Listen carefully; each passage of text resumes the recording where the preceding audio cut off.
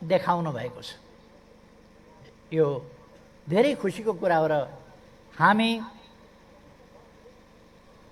विश्वमा यो पार्टी एउटा परिचित, विश्वसनीय, भरपर्दो र एउटा सहयात्रा गर्न लायकको पार्टी भनेर थुप्रैले आफ्ना शुभकामनाहरूमा अभिव्यक्त गर्नुभएको छ। यो धेरै खुसीको कुरा हो। हामी यस ढङ्गले अगाडि बढ्दैछौँ। कमरेडहरू,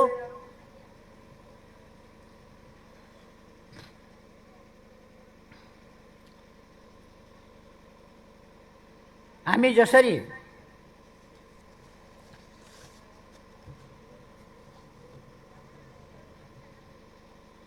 यहाँसम्म आइपुगेका छौँ, यस क्रममा मैले बिर्सिनु हुँदैन, 9औं महाधिवेशनबाट 10औं महाधिवेशनसम्म आइपुग्दा हामीले एउटा लामै यात्रा पार गरेका छौँ।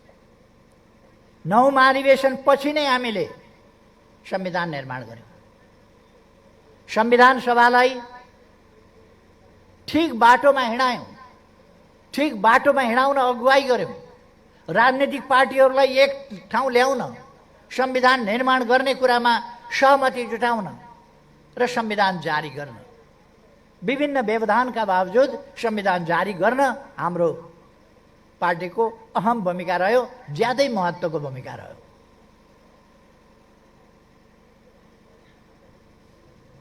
यस दौरान, यस भूमिकामा क्रियाशील रहँदा रहँदै 9औं महाधिवेशन यता आफ्नो जीवन गुमाउनुहुने सम्पूर्ण नेताहरू, कमरेडहरू सबैप्रति पनि म स्मरण गर्न चाहन्छु, उहाँहरूप्रति आदर सम्मान गर्न चाहन्छु, श्रद्धासुमन अर्पण गर्न चाहन्छु।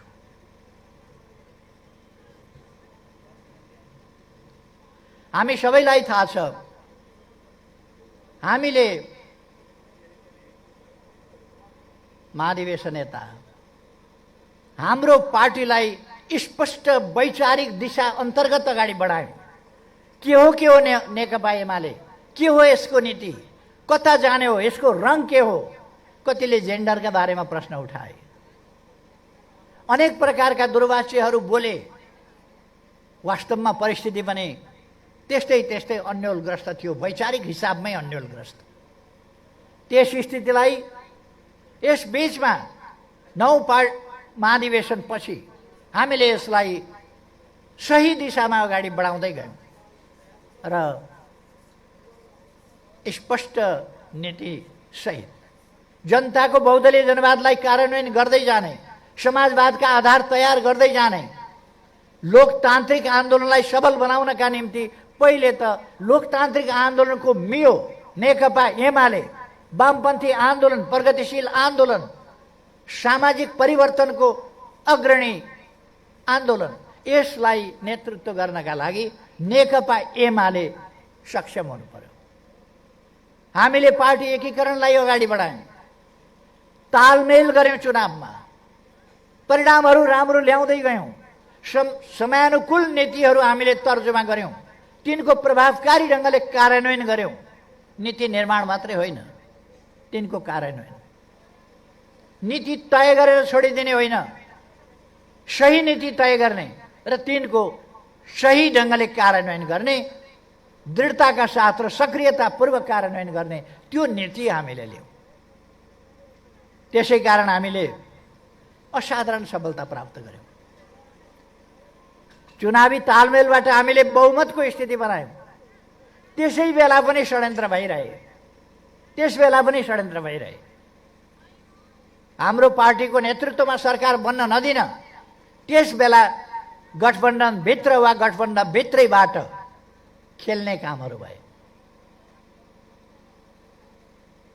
र वामपन्थीहरूको मिलिजुली जुन हामीले तालमेलका साथ चुनाव गरेका थियौँ, त्यही तालमेलको सरकार बन्न नदिएर दक्षिणपन्थी गठबन्धनसँग, दक्षिणपन्थी शक्तिहरूसँग गठबन्धन गरेर सरकार बनाउने खालका जाली षड्यन्त्रहरू त्यस बेला पनि चले।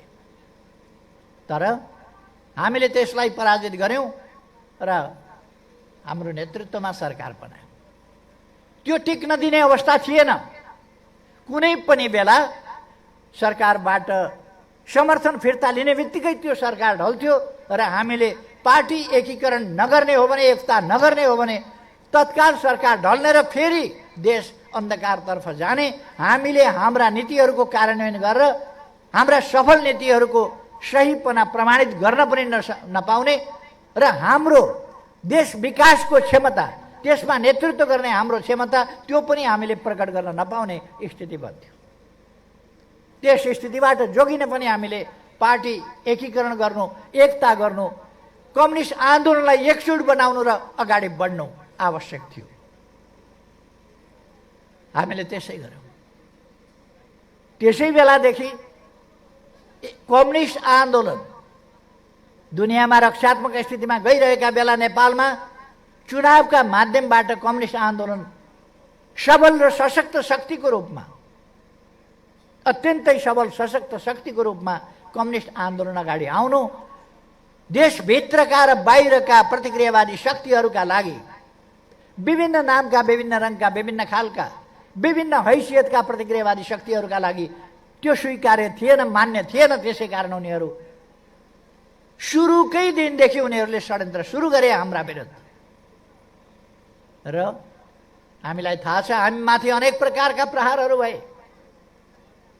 हाम्रै भित्रका अनेक तत्त्वहरू, अनेक व्यक्तिहरूलाई दुरुपयोग गर्ने, भड्काउने यस प्रकारका क्रियाकलापहरू भए र हाम्रो पार्टी एक ढङ्गले भन्ने हो भने तिनै श्रृङ्खलाबद्ध हमलाहरूको क्रमशः शिकार हुँदै गयो।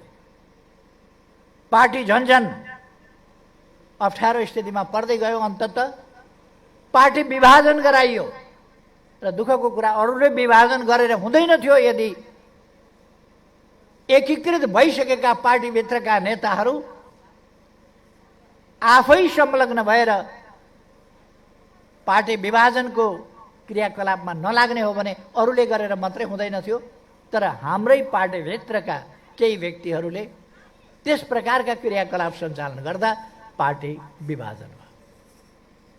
दुईपल्ट विभाजन भयो। तपाईँ हामीलाई थाहा छ। मैले अघि नै भने जनादेशबाट जनताको समर्थनको अभावमा हामी सरकारबाट हटेका होइनौँ। हाम्रो कार्यक्षमताको अभावमा, असफलताको कारणले हामी सरकारबाट हटेका होइनौँ।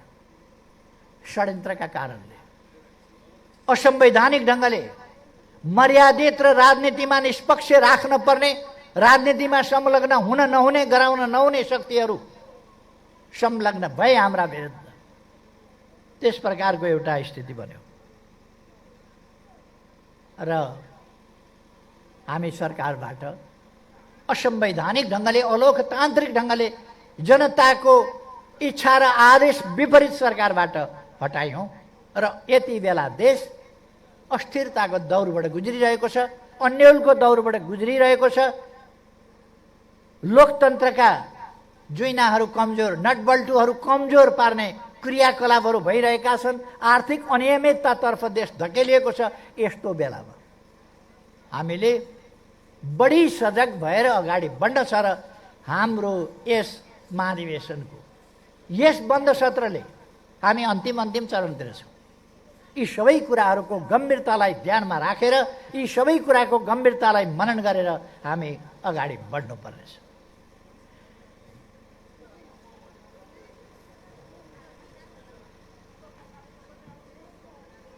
तर यी सबै कुराका बावजुद हाम्रो पार्टी यी सबै प्रतिकूलताहरूसँग जुझ्न, हाम्रा अगाडि सिर्जना गरिएका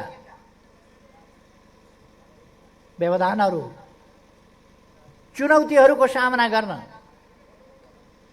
हिम्मतका साथ, अठोटका साथ र परिस्थितिलाई सच्याएर देशलाई अगाडि बढाउने, अभिवारा पूरा गर्ने अठोटका साथ अगाडि बढिरहेको छ भन्ने कुरा यो तपाईहरूको उत्साहले देखाउँछ।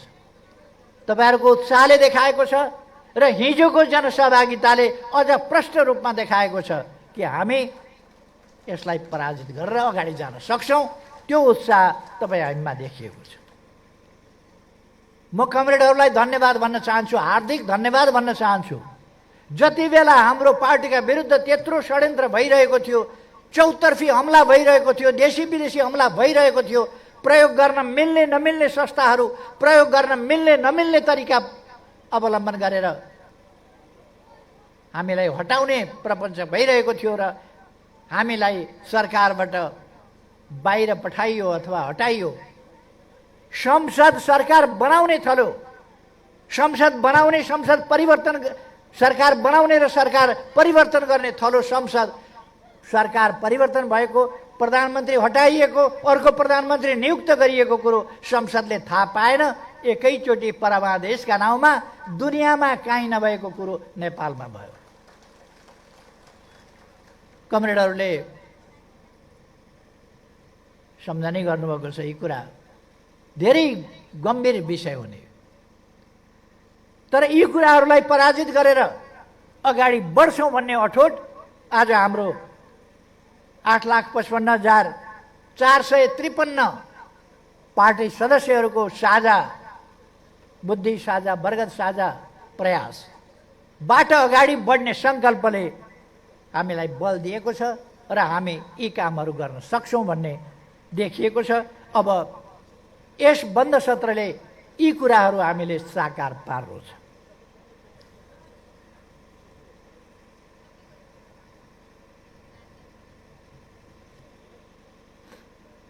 हामीले पार्टीलाई विचारमा एकता, त्यसै गरेर हाम्रा कामहरूमा एकता र एकरूपता, भावनामा एकता, हाम्रा उद्देश्यहरू एउटै छन्। ती उद्देश्य प्राप्त गर्ने हाम्रो साझा सङ्कल्प छ भने ती सङ्कल्पहरू प्रतिको हाम्रा प्रयासहरूको एकरूपता, यसमा आज हामी जुट्न जरुरी छ। र हामीलाई भर्खरै हामीले केही अगाडि मात्रै सम्पन्न गरेको विधान महाधिवेशनले यसमा हामीलाई उत्साहित बनाएको छ र हिजोसम्म पनि यसले उत्साहित बनाएको छ महाधिवेशनले। यो 10औं महाधिवेशनको पनि उद्घाटन सत्रले जसरी स्थानीय तहमा पनि केही वर्षदेखि शिथिल भएको पार्टी, केही वर्षदेखि व्यवहारिक रूपमा चल्नै नसक्ने अवस्थामा रहेको, गतिहीन अवस्थामा पुगेको पार्टी, त्यो पार्टी केही समय यता जसरी एकताबद्ध भएको छ, उठेको छ र छोटो समयभित्र हामीले 6000 भन्दा बढी वडा अधिवेशनहरू, 753 पालिका र इलाका अधिवेशनहरू एउटै दिन गरेर हामीले सम्पन्न गर्यौँ। यसले हाम्रो पार्टीको सामर्थ्य देखाएको छ र अरूले त्यस्तै कुराको देखासेखी गर्न सफल होस् कि नहोस्, तर त्यस्तै कुराको देखासेखी गर्न कर लागेको छ। अहिले त अरू पनि एकै दिन वडा अधिवेशन, एकै दिन पालिका अधिवेशन भन्न थालेको छ। सिक्दै गए राम्रो हो एमालेबाट। सबै कुरा सिक्न सकिन्छ, तर मान्छेले अल्को मान्छेबाट थुप्रै कुरा सिक्न सकिएला, तर उचाइ आफ्नो पनि बढाउन त सकिँदैन। त्यस्तै हो, उहाँहरूले सबै कुरा सिक्न सक्नुहुन्छ। हिजो हामीले गरेकै ठाउँमा महाधिवेशनको उद्घाटन सत्र गर्न सक्नुहुन्छ, तर त्यस्तो जनसहभागिता, त्यस्तो उत्साह केही पनि ल्याउन अरू कुनै पनि पार्टीले सक्दैन। नकल गर्न सकिन्छ, तर त्यो सृजनशीलताका साथ त्यसलाई अगाडि लान र त्यसै गरी प्रस्तुत हुन त्यही सामर्थ्य चाहिन्छ, त्यही हैसियत चाहिन्छ जो अरूसँग छैन।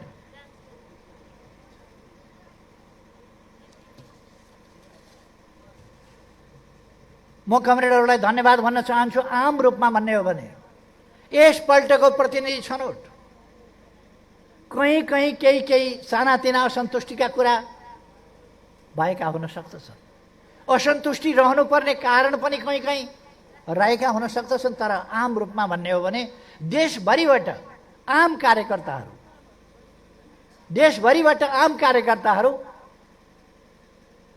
सर्वसम्मतिका साथ आउनुभएको छ। सानो कुरा होइन। यति धेरै प्रतिनिधिहरू सर्वसम्मतिका साथ छानिनु भएको छ। यो धेरै खुसीको कुरा हो।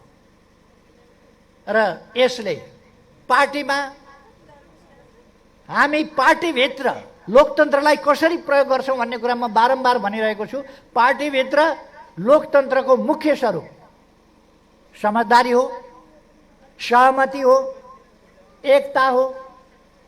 एकताबद्ध ढङ्गले, समझदारीपूर्ण ढङ्गले सहमतिका साथ अगाडि बढ्नु पार्टीभित्रको मुख्य लोकतन्त्र हो। प्रतिपक्षसँगको हाम्रो सङ्घर्ष प्रतिस्पर्धामा हुन्छ। पार्टीभित्रको प्रतिस्पर्धा मूल्याङ्कनका आधारमा हुन्छ।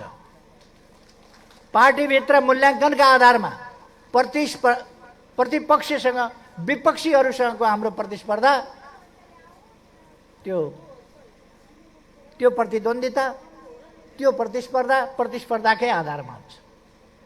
त्यसकारण आन्तरिक र बाह्य व्यवहार, लोकतन्त्र भन्ने बित्तिकै एउटै ढङ्गले व्यवहार गर्न हुँदैन हामीले भन्ने कुरा हामीले बुझ्नुपर्छ।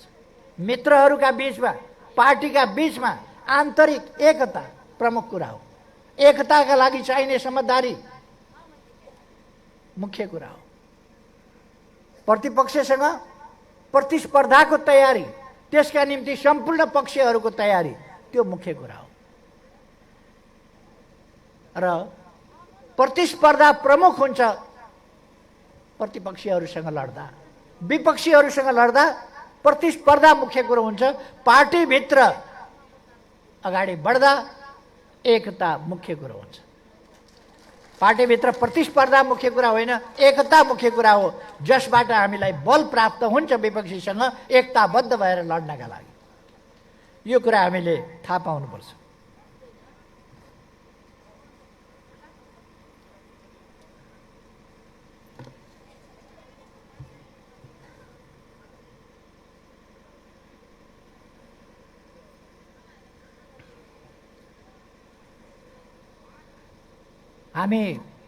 म कमरेडहरूलाई धन्यवाद भन्न चाहन्छु।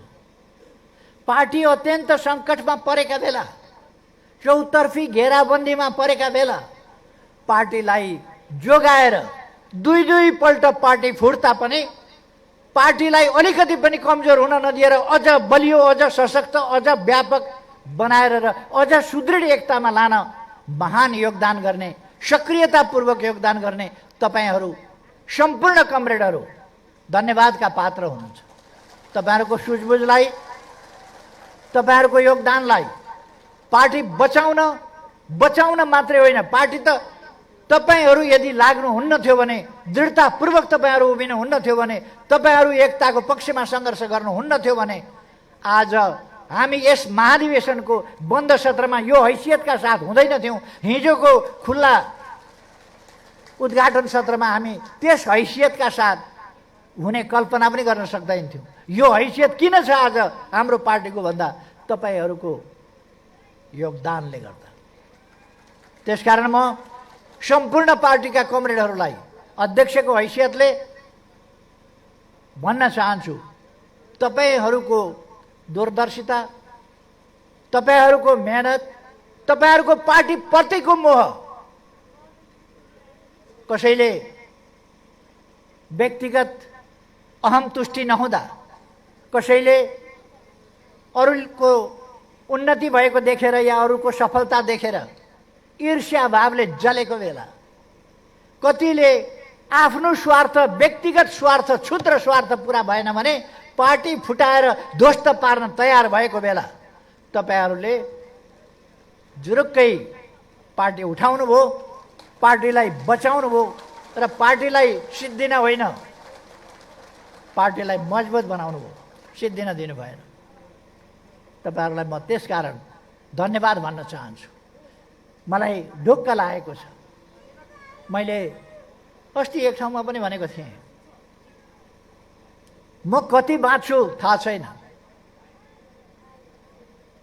म धेरैपल्ट जीर्ण स्वास्थ्यबाट, धेरै अपरेसनहरूबाट गुज्रिएर आएको हुँ, भन्न सक्दिनँ कति बाँच्छु। मानिसको जिन्दगी यसै पनि टुङ्गो हुँदैन, त्यसमाथि पनि मेरो जिन्दगी त धेरैपल्ट मरेर बाँचेर आएको जिन्दगी त्यति साह्रो भर नहुन सक्छ। तर मलाई आज ढुक्क लागेको छ, सन्तोष लागेको छ, आरामले खाना रुच्छ, मिठो निन्द्रा लाग्छ, किनभने म तपाईँहरूलाई अगाडि देख्छु। जब म तपाईँहरूलाई अगाडि देख्छु, म देशको भविष्य सुरक्षित देख्छु। तपाईँहरूका हिम्मती चेहराहरू जब देख्छु, देशको भविष्य सुरक्षित देख्छु। म आन्दोलनको भविष्य सुरक्षित देख्छु, पार्टीको भविष्य सुरक्षित देख्छु, लोकतन्त्रको भविष्य सुरक्षित देख्छु। र सर्वोपरि कुरा त समृद्धिको यात्रा सुरक्षित रूपमा सुनिश्चित ढङ्गले अगाडि बढ्छ भन्ने कुराको यकिन देख्छु तपाईँहरूको चेहरामा। त्यसकारण म ढुक्क भएर सुत्न सक्छु। मलाई खुसी लाग्छ यस्ता तेज तर्रार कार्यकर्ता साथीहरूको, यस्ता नेताहरूको अगुवाई गर्ने अध्यक्ष हुन पाएकोमा, यस्तो पार्टीको अध्यक्ष हुन पाएकोमा मलाई गर्व लाग्छ। म आफूलाई गौरवान्वित महसुस गर्छु कि यस्तो कार्यकर्ता पङ्क्ति भएको पार्टी, यसको अध्यक्षको रूपमा मैले लिड गर्ने मौका पाएको छु। तपाईँहरूले साथ नदिने हो भने बेहाल हुन्थ्यो। तपाईँहरूको साथले यो सब हासिल भएको छ, त्यसकारण मलाई खुसी लाग्छ।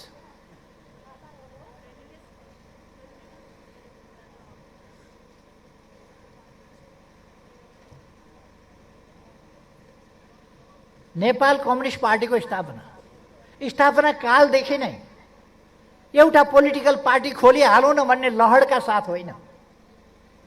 पार्टीहरूको लाइनमा अथवा त्यसबेला पोलिटिकल पार्टीमाथि प्रतिबन्ध थियो, त्यसकारण प्रतिबन्धका विरुद्धमा एउटा विद्रोही भावनाका साथ मात्रै होइन। यस पार्टीको स्थापना 72 वर्ष अगाडि विशेष अभिभावकहरूका साथ गरिएको थियो। त्यसकारण मैले अघि पार्टीका संस्थापकहरू लगायत पार्टी अप्ठ्यारोमा परेका बेला, पार्टी छिन्न भिन्न भएका बेला, त्यस्तो अवस्थामा फेरि उठाउनेदेखि पार्टी कता जाउँ के गरौँ जस्तो नीतिमा अन्यल अस्पष्टता भएका बेला, दुनियाँमा left movement, socialist movement, communist movement defensive अवस्थाबाट गुज्रिरहेको बेला, यहाँ जस्ता विचारहरूका साथ आन्दोलनलाई मर्न नदिने मात्र होइन, त्यसको प्रतिरोधी क्षमता र प्रतिद्वन्द्विताको क्षमता सहित अगाडि बढाउने विचार दिने मदन भण्डारी जस्ता नेता, उहाँहरूलाई मैले स्मरण गरेको। त्यसकारण हाम्रो पार्टीहरूको एउटा सङ्ख्यात्मक वृद्धि मात्रै थिएन यसको स्थापना युग परिवर्तनका लागिको एउटा शङ्खघोष थियो। त्यो शङ्खघोषका साथ हामी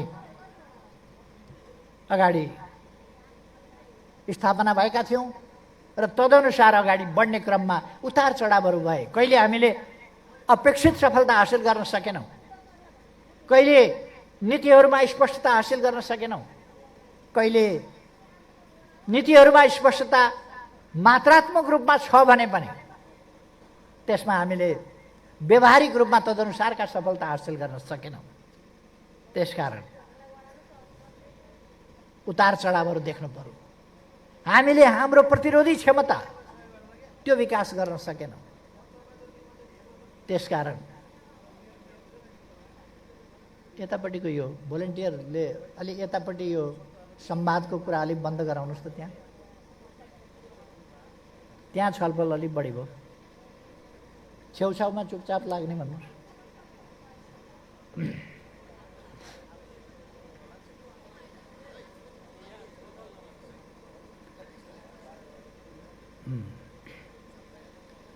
हाम्रो आन्दोलनले सुरुदेखि नै देशभक्तिको धारा, देशभक्तिको अभिभारा, लोकतान्त्रिक आन्दोलनको धारा, लोकतान्त्रिक आन्दोलनको अभिभारा, सामाजिक आन्दोलनको धारा, सामाजिक जागरणको धारा, परिवर्तनको धारा, त्यो अभिभारा, यो तीनटै कुरालाई अगाडि बढाउँदै आयो। र आज हाम्रो पार्टी यी तीनवटै सन्दर्भमा राष्ट्रिय अन्तर्राष्ट्रिय नीति र व्यवहारहरूको सम्बन्धहरूको सञ्चालन व्यवस्थापनका सन्दर्भमा नीति र व्यवहारहरूको नेतृत्व गर्ने सन्दर्भमा अत्यन्तै स्पष्टताका साथ र एउटा हैसियतका साथ पुगेको छ। अचम्म लाग्दैन? हामीसँग हिजो मात्रै 1 वर्ष पुगेको छैन, जति बेला हाम्रो हातबाट पार्टी खोसिएको थियो, हामी निष्कासित थियौँ, सडकमा फालिएका थियौँ, पार्टी खोसिएर प्रतिक्रियावादीहरूका पाउमा चढाउन खोजिएको थियो, त्यस्तो बेलाबाट आज 1 वर्ष नपुग्दै यो पार्टी यस तहमा फेरि पुनर्जीवित मात्रै होइन, पछारिएको थियो यो पार्टी धुलामा, पुनर्जीवित मात्रै होइन, नेपालको सबभन्दा ठुलो पार्टीको रूपमा, निर्णायक पार्टीको रूपमा यो पार्टी छ। आज नेकपा एमालेका नीतिहरू नै राष्ट्रका नीतिहरू हुन्। व्यवहारमा कसैले लागू गर्दैन र गल्ती गर्छ भने त्यो देश हितको विरुद्ध हुन्छ। आज 5 दलीय गठबन्धनले हामीले अगाडि सारेका नीतिहरू कार्यान्वयन नगर्न सक्छ, त्यो उसको गल्ती हुन्छ। उसले आज सन्तुलित छिमेक सम्बन्ध बिगारिरहेको छ, त्यसमा समस्या ल्याइरहेको छ, त्यो उसको गल्ती हो। हामी भन्छौँ हाम्रा परराष्ट्र सम्बन्धका स्पष्ट आधारहरू छन् हामीले विकास गरेका, र खास गरी हाम्रो समयमा हामीले नीतिहरू बहुतै स्पष्ट ढङ्गले व्यवस्थित गरेका छौँ, कार्यान्वयन गरेका छौँ। मैले हिजो पनि सभामा भने सार्वभौम समानताको नीति, शान्तिपूर्ण सहअस्तित्व, आन्तरिक मामिलाहरूमा हस्तक्षेप, हरेक देशको सार्वभौम सत्ता र स्वाधीनताको स्वतन्त्रताको सम्मान, यी कुराहरूमा आधारित हस्तक्षेपका नीतिका साथ आधारित सम्बन्ध हुनुपर्दछ र पारस्परिक सहयोग सम्मानका साथ, सार्वभौम समानताका साथ हाम्रा सम्बन्धहरू अगाडि जानुपर्दछ। कुनै समस्याहरू छन् भने तिनीहरूको समाधान वार्ताको माध्यमबाट शान्तिपूर्ण ढङ्गले समाधान हुनुपर्दछ। हाम्रा लागि, अरूका लागि, अन्तर्राष्ट्रिय रूपमा पनि हाम्रा नीतिहरू यिनै हुन्। हामी युद्धको पक्षमा छैनौँ, हस्तक्षेपको पक्षमा छैनौँ, आक्रमणको पक्षमा छैनौँ, शस्त्रास्त्रको पक्षमा छैनौँ।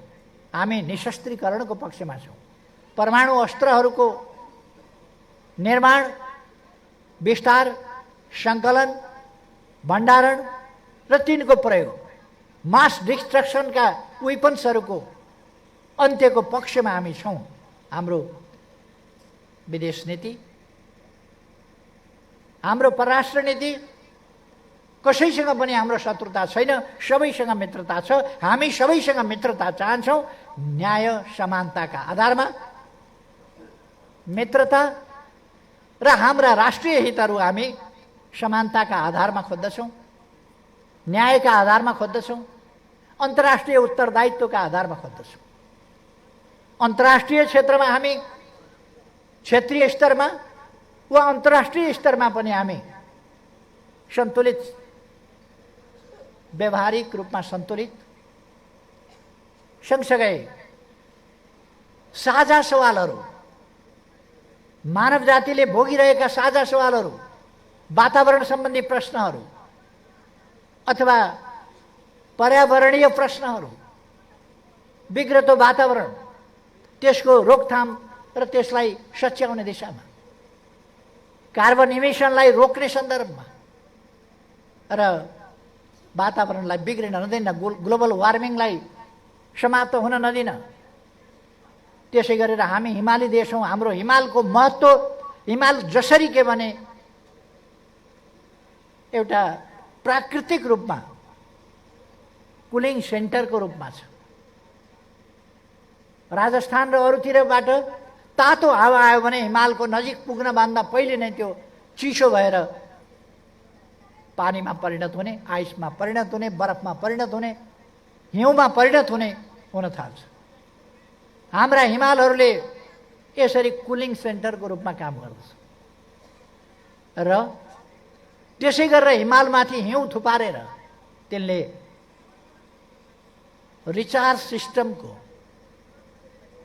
एउटा असाधारण प्रक्रिया, प्राकृतिक प्रक्रिया, रिचार्ज सिस्टमको चट्टानहरूमा पानी सङ्गेलेर बिस्तारै हिउँ पग्लाएर झरनाहरू बनाउनेदेखि लिएर मूलहरू फुटाउनेदेखि लिएर अनेक चिजहरू गर्छ र हाम्रा पहाडहरू। त्यसकारण यसको महत्त्व हामीले दुनियाँलाई बताउने कुरा र सहकार्य गर्ने कुरा, वातावरणीय प्रश्न लगायतका कुरा अथवा गरिबी निवारण, गरिबी आज मानव जातिको साझा समस्या छ भने त्यसको निवारणका लागि सहकार्य गर्ने कुरा, पछौटेपन साझा समस्या छ भने त्यसलाई समाधान गर्न अगाडि बढ्ने कुरा, संयुक्त रूपमा अगाडि बढ्ने कुरा, हामी यसमा विश्वसँग सँगै काम गर्न पनि चाहन्छौँ। त्यो कुरा हामी भनिरहेका छौँ। विश्व शान्तिका लागि कहीँ पनि हिंसा भड्किन नपाओस् भन्ने कुरा, विभिन्न कारणले हिंसा भड्किन्छ, कुनै कारणले पनि हिंसा भड्किन नपाओस् भन्ने कुरामा हामी सजग छौँ।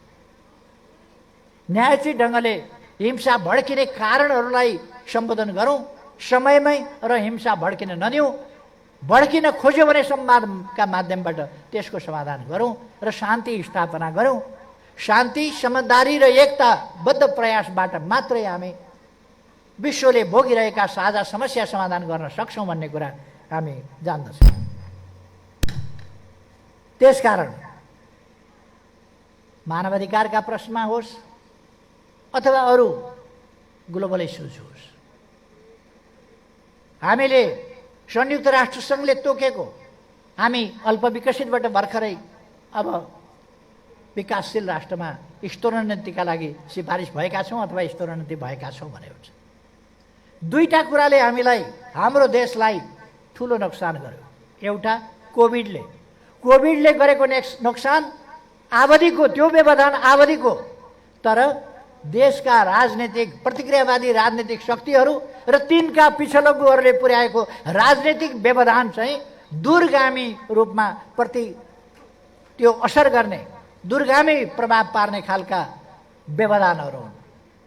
ती व्यवधानहरूबाट हामीलाई ठुलो नोक्सान पर्यो, तर हामी अगाडि बढिरहेका छौँ र हामीले राम्रो सफलता प्राप्त गरेका थियौँ। अहिले म कमरेडहरूलाई भन्न चाहन्छु, हामी समृद्ध नेपाल, सुखी नेपालीको गन्तव्य तोकेर हाम्रो राष्ट्रिय आकांक्षा निर्धारण गरेर त्यसलाई प्राप्त गर्ने अभियानमा लागेका छौँ र देशभित्रका पनि विभिन्न शक्तिहरू जो सही ढङ्गले लोकतन्त्रको पक्षमा, राष्ट्रियताको पक्षमा, सुशासनको पक्षमा, लोकतन्त्रको यथार्थ अभ्यासको पक्षमा काम गर्न चाहन्छन्, जो समृद्धिका निम्ति काम गर्न चाहन्छन्, जो सामाजिक न्याय र समानताका लागि काम गर्न चाहन्छन्, जो सामाजिक सद्भाव वृद्धि गर्ने कुरामा काम गर्न चाहन्छन्, त्यस दिशामा काम गर्न चाहन्छन् र राष्ट्रिय एकता कायम गर्न चाहन्छन् र एकताबद्ध राष्ट्रले राष्ट्रिय सुरक्षा, राष्ट्रिय विकास, राष्ट्रिय उन्नति गर्न सक्छ, त्यो दिशामा काम गर्न चाहन्छन्। ती सबै शक्तिहरू र व्यक्तिहरूसँग पनि हामी मिलेर काम गर्न चाहन्छौँ। जो प्रतिक्रियावादी शक्तिहरू यिनका विरुद्ध छन्, तिनीहरूका विरुद्ध हामी दृढतापूर्वक सङ्घर्ष गर्छौँ र कठोर सङ्घर्ष गर्न पनि तयार छौँ हामी। त्यसकारण म कमरेडहरूलाई भन्न चाहन्छु, स्थापना कालदेखि हाम्रो पार्टीले जुन उद्देश्य लिएको छ त्यो समाजवाद स्थापना गर्ने, समाजवादसम्म पुग्ने यसको लक्ष्य त उति बेरै स्थापना स्पष्ट गरिएको थियो। जहाँ पुग्न हामी अहिले आधार तयार गर्दैछौँ र त्यही आधार भत्काउनका लागि प्रतिक्रियावादी शक्तिहरू क्रियाशील छन्। म साथीहरूलाई आग्रह गर्न चाहन्छु, त्यो कुरा हामीले हुन दिनु हुँदैन।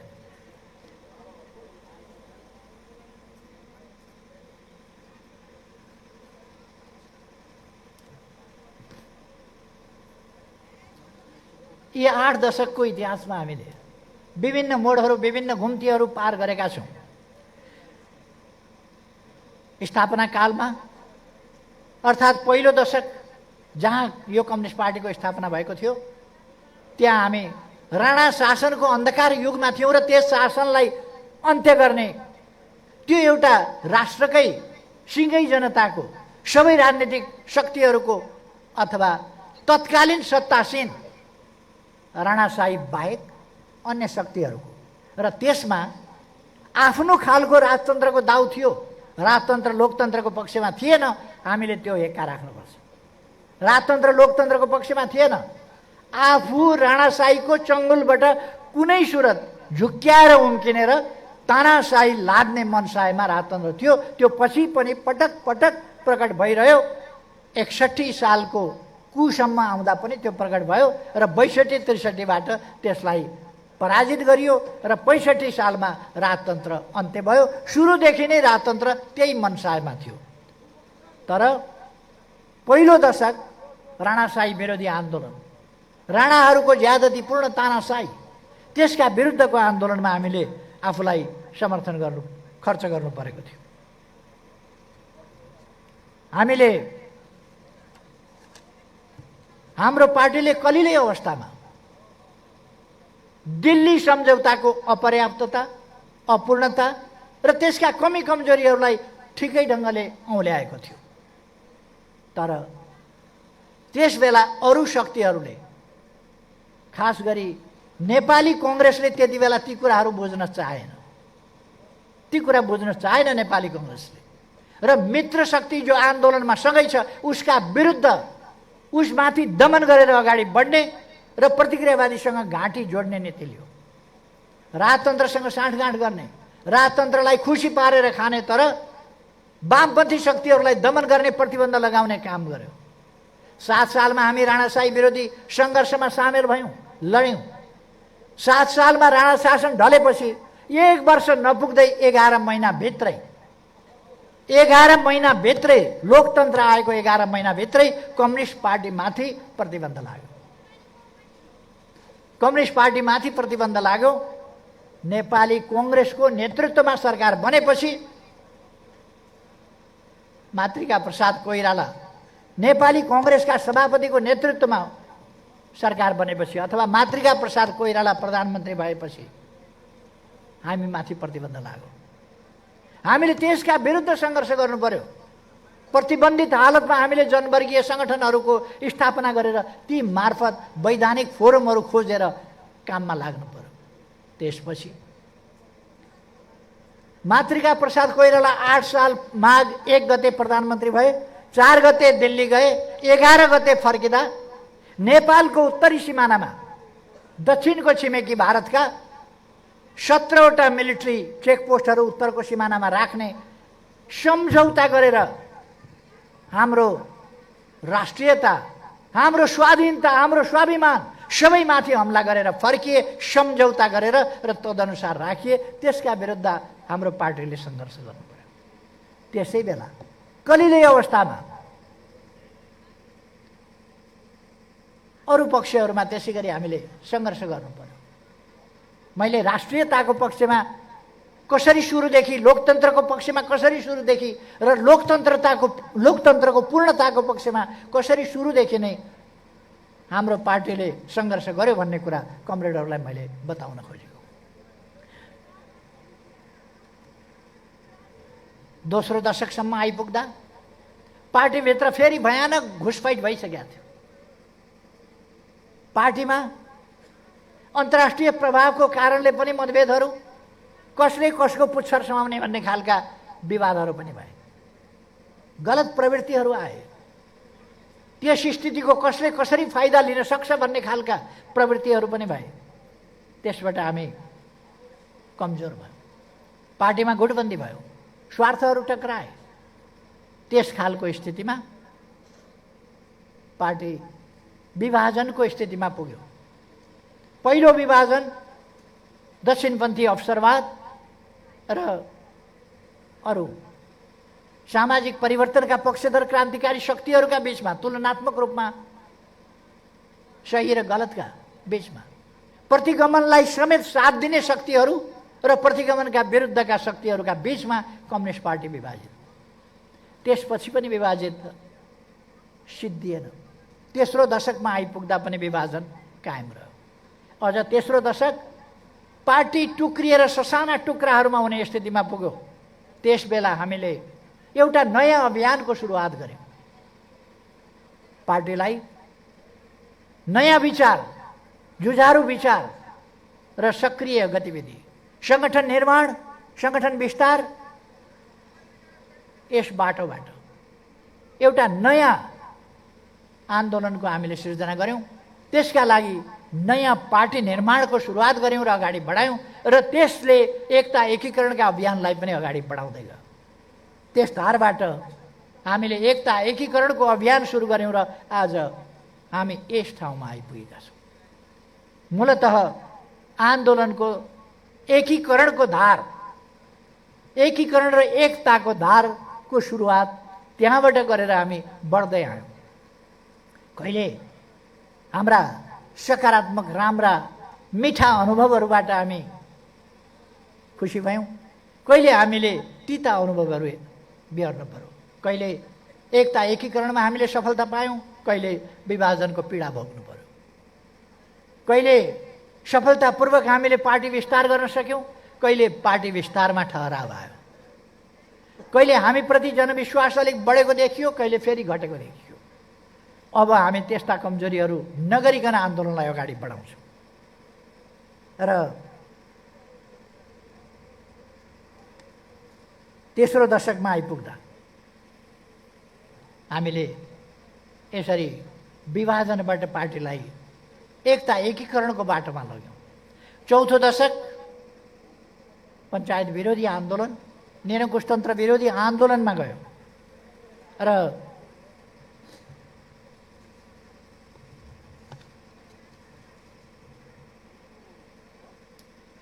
त्यसबेला एउटा तीव्र बहसको वैचारिक सङ्घर्षको दौर पनि चल्यो। त्यति बेला पहिल्यै सत्तासीन भइसकेको र लोकप्रिय जनमत प्राप्त गरिसकेको नेपाली कङ्ग्रेस स्पष्ट हिम्मत भएर आन्दोलन गर्न अशक्त भएर बसिरहेको थियो र वास्तवमा तेस्रो दशकमा हामीले जुन अभियान सुरु गऱ्यौँ, आन्दोलन सुरु गऱ्यौँ, त्यसले नेपाली कङ्ग्रेसलाई पनि सञ्जीवनी दियो, नेपाली कङ्ग्रेसलाई पनि त्राण दियो र उत्साह दियो। त्यसमा हामी एक ढङ्गले भन्ने हो भने पुनर्जीवन दियौँ हामीले नेपालको लोकतान्त्रिक आन्दोलनलाई। यही कम्युनिस्ट पार्टीले पुनर्जीवन दिएर लग्यो। चौथो दशक वैचारिक सङ्घर्षको, कम्युनिस्ट आन्दोलनभित्र, राष्ट्रिय आन्दोलनभित्र, लोकतान्त्रिक आन्दोलनभित्र अनेक वैचारिक सङ्घर्षहरूको उतार चढावहरूबाट हामी अगाडि बढ्दै गयौँ र सङ्घर्षको, प्रतिरोधी सङ्घर्षहरूको सुरुवात, लोकतन्त्रका निम्तिको सङ्घर्षको सुरुवात फरक ढङ्गले अगाडि बढ्दै गयो र पाँचौँ दशकमा पुग्दा हामीले थुप्रै नयाँ परिवर्तनहरू ल्यायौँ आन्दोलनमा र हाम्रो पार्टी पाँचौँ दशकमा पुग्दा हाम्रा नीतिहरूको कारणले, व्यवहारिक नीतिहरूको कारणले सोभियत सङ्घ ढल्नभन्दा अगाडि प्रतिस्पर्धात्मक बहुदलीय राजनीतिक प्रणाली अँगालेर हामी अगाडि बढ्छौँ भनेर हाम्रो पार्टीको चौथो महाधिवेशनले उद्घोष गरेको थियो।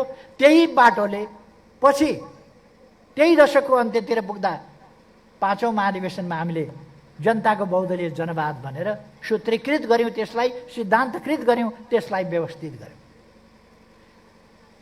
हाम्रा प्रयासहरूमा भएको संयुक्त आन्दोलन, नेपाली कङ्ग्रेस जसका लागि पहिले तयार थिएन, त्यो संयुक्त आन्दोलन आयोजना गरेर हाम्रो पार्टीले सफलता प्राप्त गर्यो।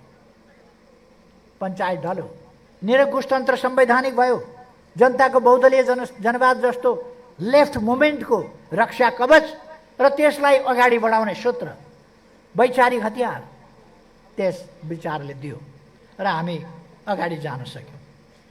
हामीले सङ्गठन विस्तार गर्न सक्यौँ।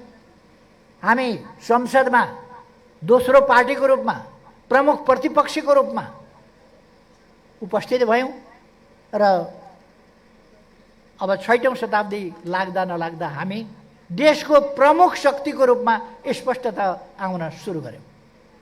51 को निर्वाचनबाट हामी प्रमुख पार्टीको रूपमा आयौँ। कमरेडहरूले यी कुराहरूलाई हेर्नै भएको छ।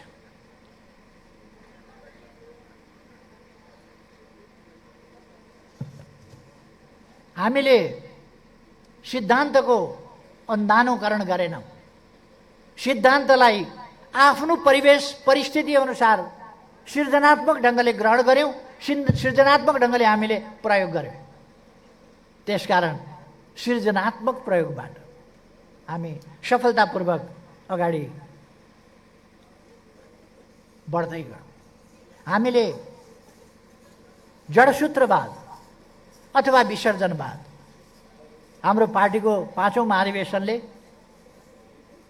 विसर्जनवाद, जडसूत्रवाद यी दुईटै अतिवादी पक्षहरू यिनीहरूलाई अस्वीकार गर्यो, स्पष्ट रूपमा वैचारिक रूपले अस्वीकार गर्यो र मार्क्सवादको सृजनात्मक प्रयोगको बाटोबाट, नकलको होइन। हामी कुनै देशको पनि सफलभन्दा सफल क्रान्तिको पनि नकल गर्न सक्दैनौँ। त्यसबाट शिक्षा लिन सक्छौँ, त्यसबाट अनुसरण गर्न सक्छौँ सृजनात्मक ढङ्गले र अगाडि बढ्न सक्छौँ भन्ने ढाँचामा हामी अगाडि गयौँ। हामी सबैलाई थाहा छ 51-52 सालमा हामीले त्यही सृजनात्मक बाटोबाट प्रमुख शक्तिको रूपमा आफूलाई स्थापित गर्न सफल भयौँ र हामी अत्यन्तै लोकप्रिय सरकार, हामीले अनेक कार्यक्रमहरू सामाजिक सुरक्षा सम्बन्धी अवधारणालाई ठोस र मूर्त रूप दिन हामी सफल भयौँ र ठोस र मूर्त रूप दिएर हामी अगाडि गयौँ। हामीले ज्येष्ठ नागरिक भत्ता सुरु गऱ्यौँ। हामीले अरू आफ्नो गाउँ आफै बनाउँ जस्ता अभियानहरू लग्यौँ, 900 जस्ता कार्यक्रमहरू अगाडि लग्यौँ। शान्ति सुरक्षाको क्षेत्रमा अत्यन्तै गम्भीरताका साथ ध्यान दियौँ। यसरी नेकपा एमाले एउटा लोकप्रिय पार्टी, लोकप्रिय शक्ति र एमालेको सरकार एउटा लोकप्रिय जनपक्षीय र समाजवाद उन्मुख लोक कल्याणकारी राज्यका अवधारणाहरू र जनताप्रति उत्तरदायी। Okay, are you leaving? Okay, we will meet later, see you later. Thank you so much. हाम्रो साथीहरू बिदा हुँदै हुनुहुन्छ, उहाँहरूलाई जोरदार क्ल्यापिङका साथ अल्छी नगरिकन बिदाई गरौँ।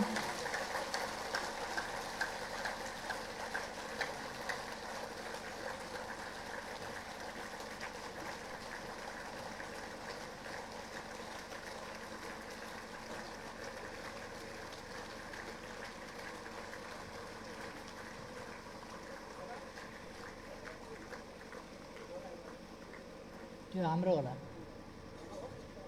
यो चाहिँ होइन, यो चाहिँ सुयसको।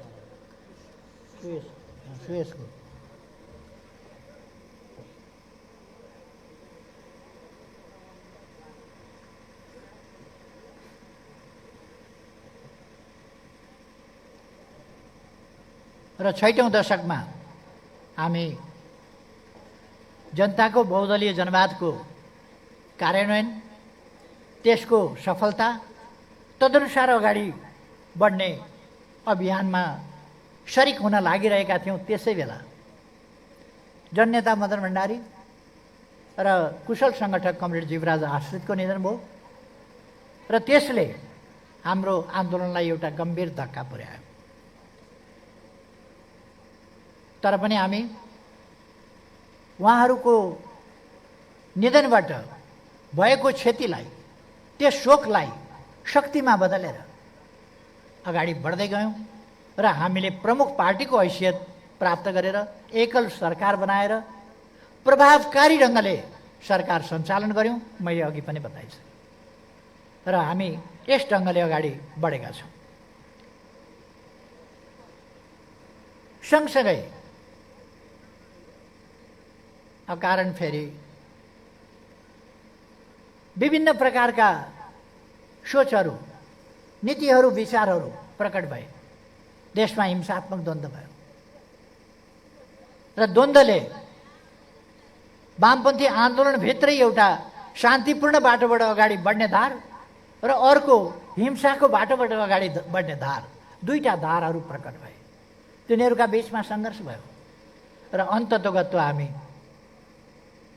ती दुईटै धारहरूलाई शान्तिपूर्ण बाटोमै हिंसामा लागिरहेको शक्ति पनि अन्ततोगत 12 बुँदे समझदारी र त्यसभन्दा पछि बृहत शान्ति सम्झौता लगायतका बाटोबाट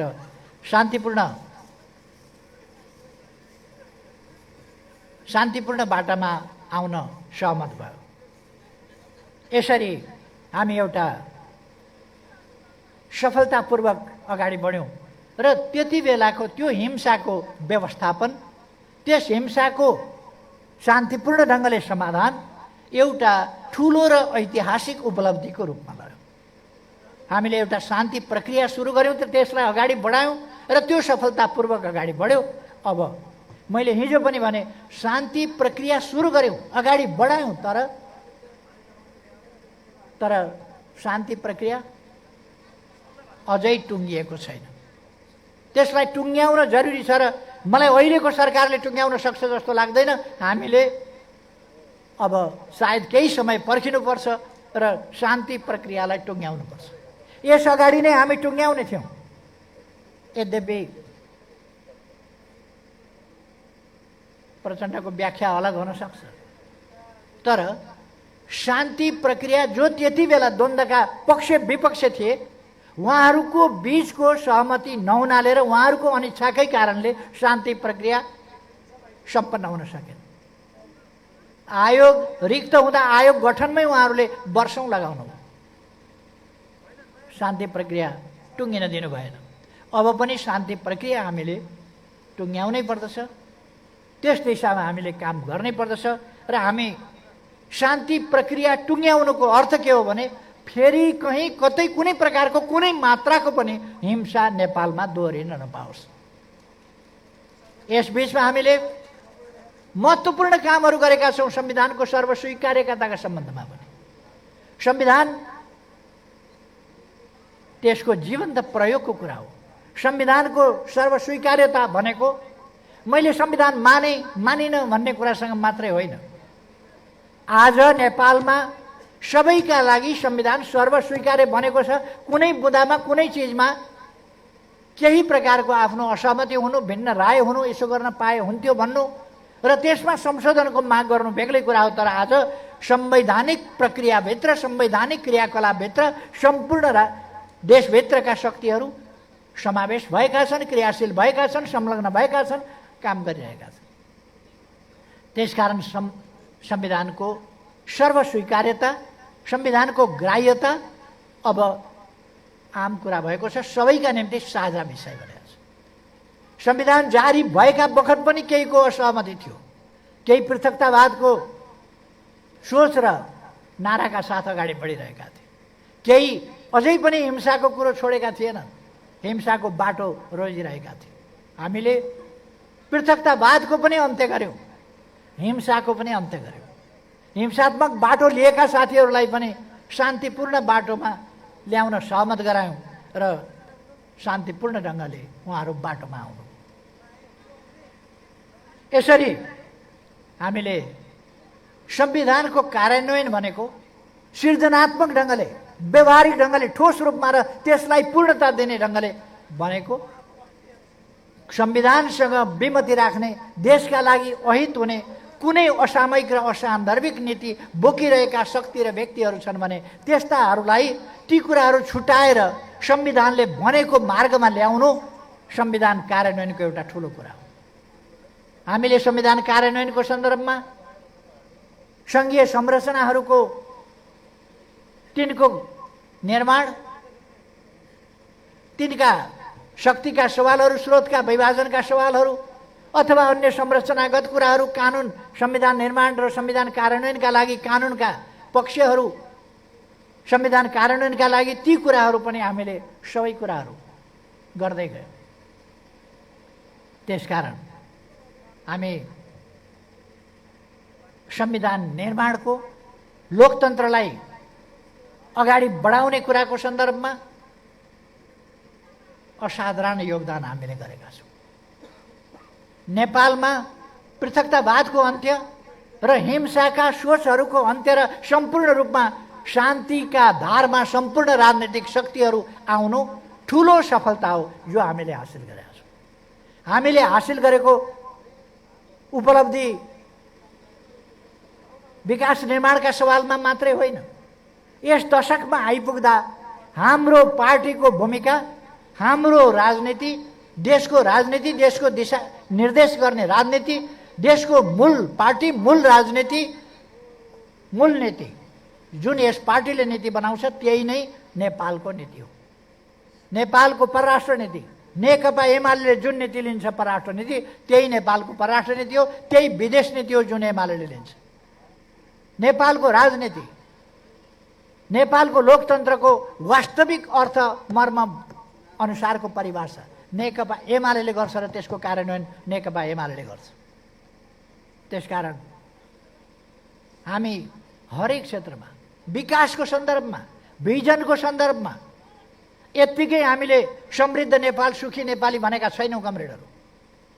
समृद्ध नेपाल, सुखी नेपाली भन्नभित्र हाम्रो इतिहासदेखिका अनुभवहरू, मानवीय इच्छा आकाङ्क्षा, जैविक र मानवीय न्यूनतम अथवा आवश्यकताहरूको परिपूर्ति, जायज परिपूर्ति, यी कुराहरूलाई बुझेर नै विकासका पूर्वाधारदेखि लिएर मानव संसाधनको विकासदेखि लिएर संरचनागत विकास मात्रै होइन, मानव संसाधनको विकास त्यस दिशामा समेत खाली बाटा बनाउने मात्रै कुरा होइन, शिक्षा, स्वास्थ्य, सामाजिक सुरक्षा, रोजगारी, अनेक पक्षहरूमा विज्ञान र प्रविधिको विकास र समुचित ढङ्गले प्रयोग, विकासका कामहरूमा, उत्पादनका कामहरूमा, निर्माणका कामहरूमा, अरू खोज अध्ययन अनुसन्धानका कामहरूमा, जीवनलाई, मानव जीवनलाई, समाजलाई सहज र सरल बनाउने सन्दर्भमा हाम्रा नीतिहरू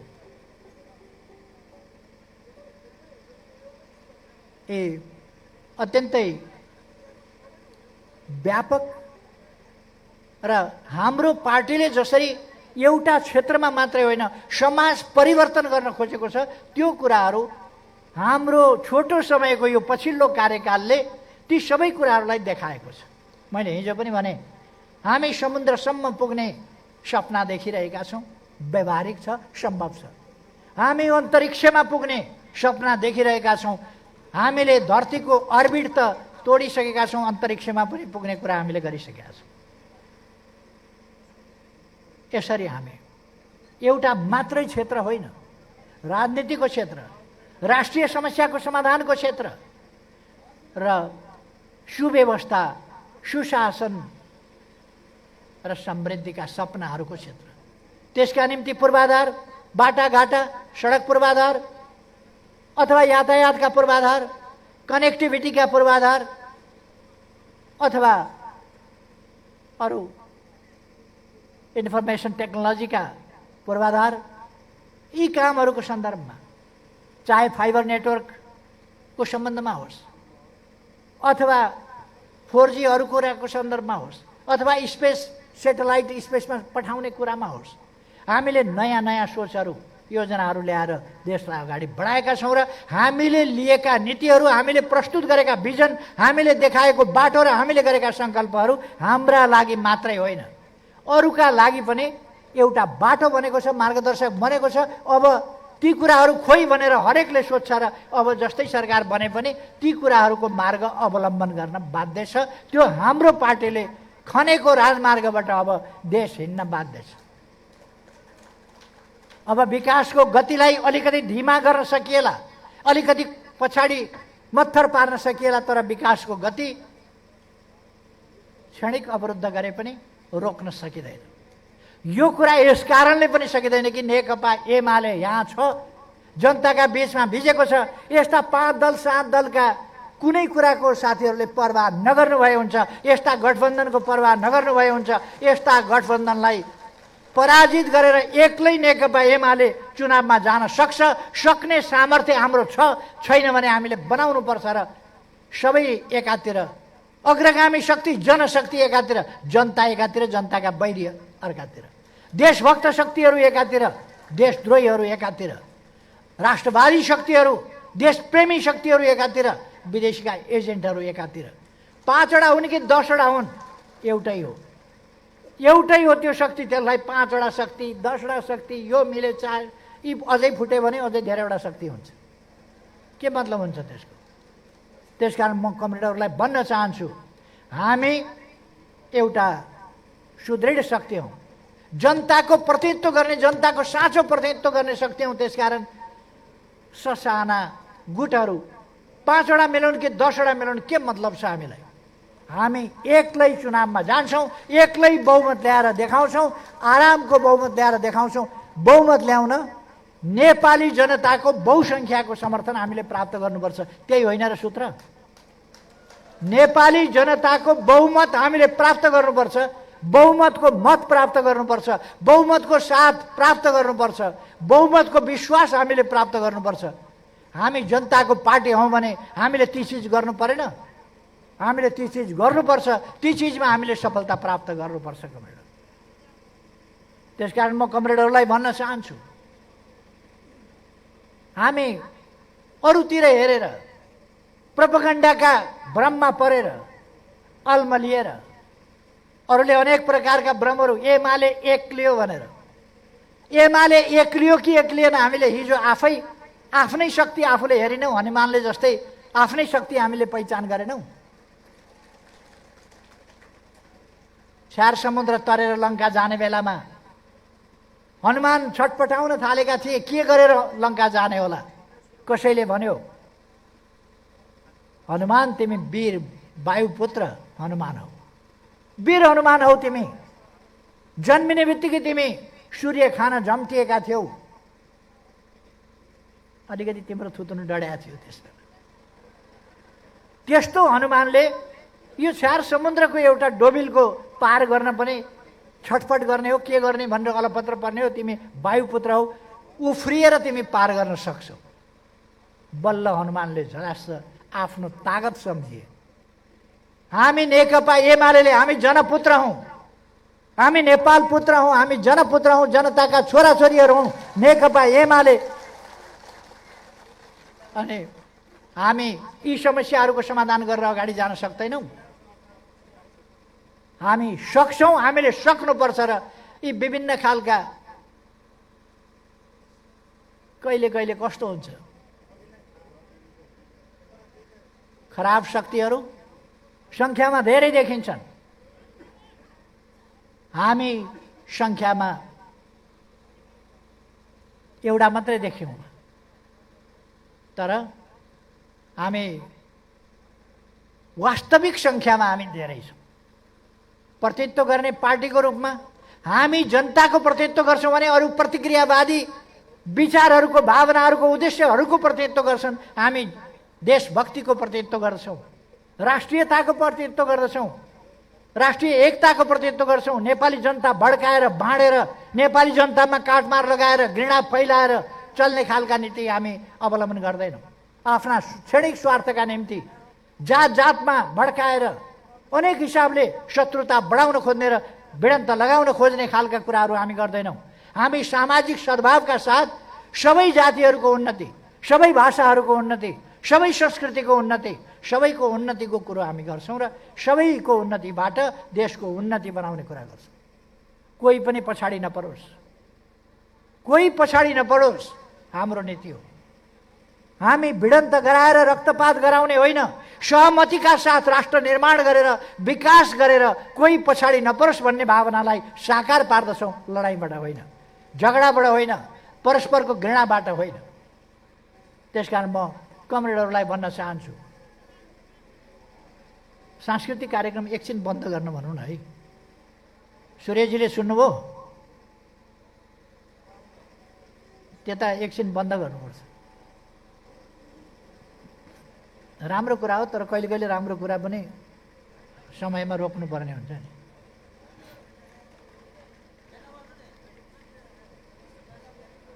हामीले असाधारण कामहरू गरेर देखाएका छौँ। नाकाबन्दी हामीले दृढतापूर्वक सामना गर्यौं। कमरेडहरू, दृढतापूर्वक नाकाबन्दी सामना गर्यौं।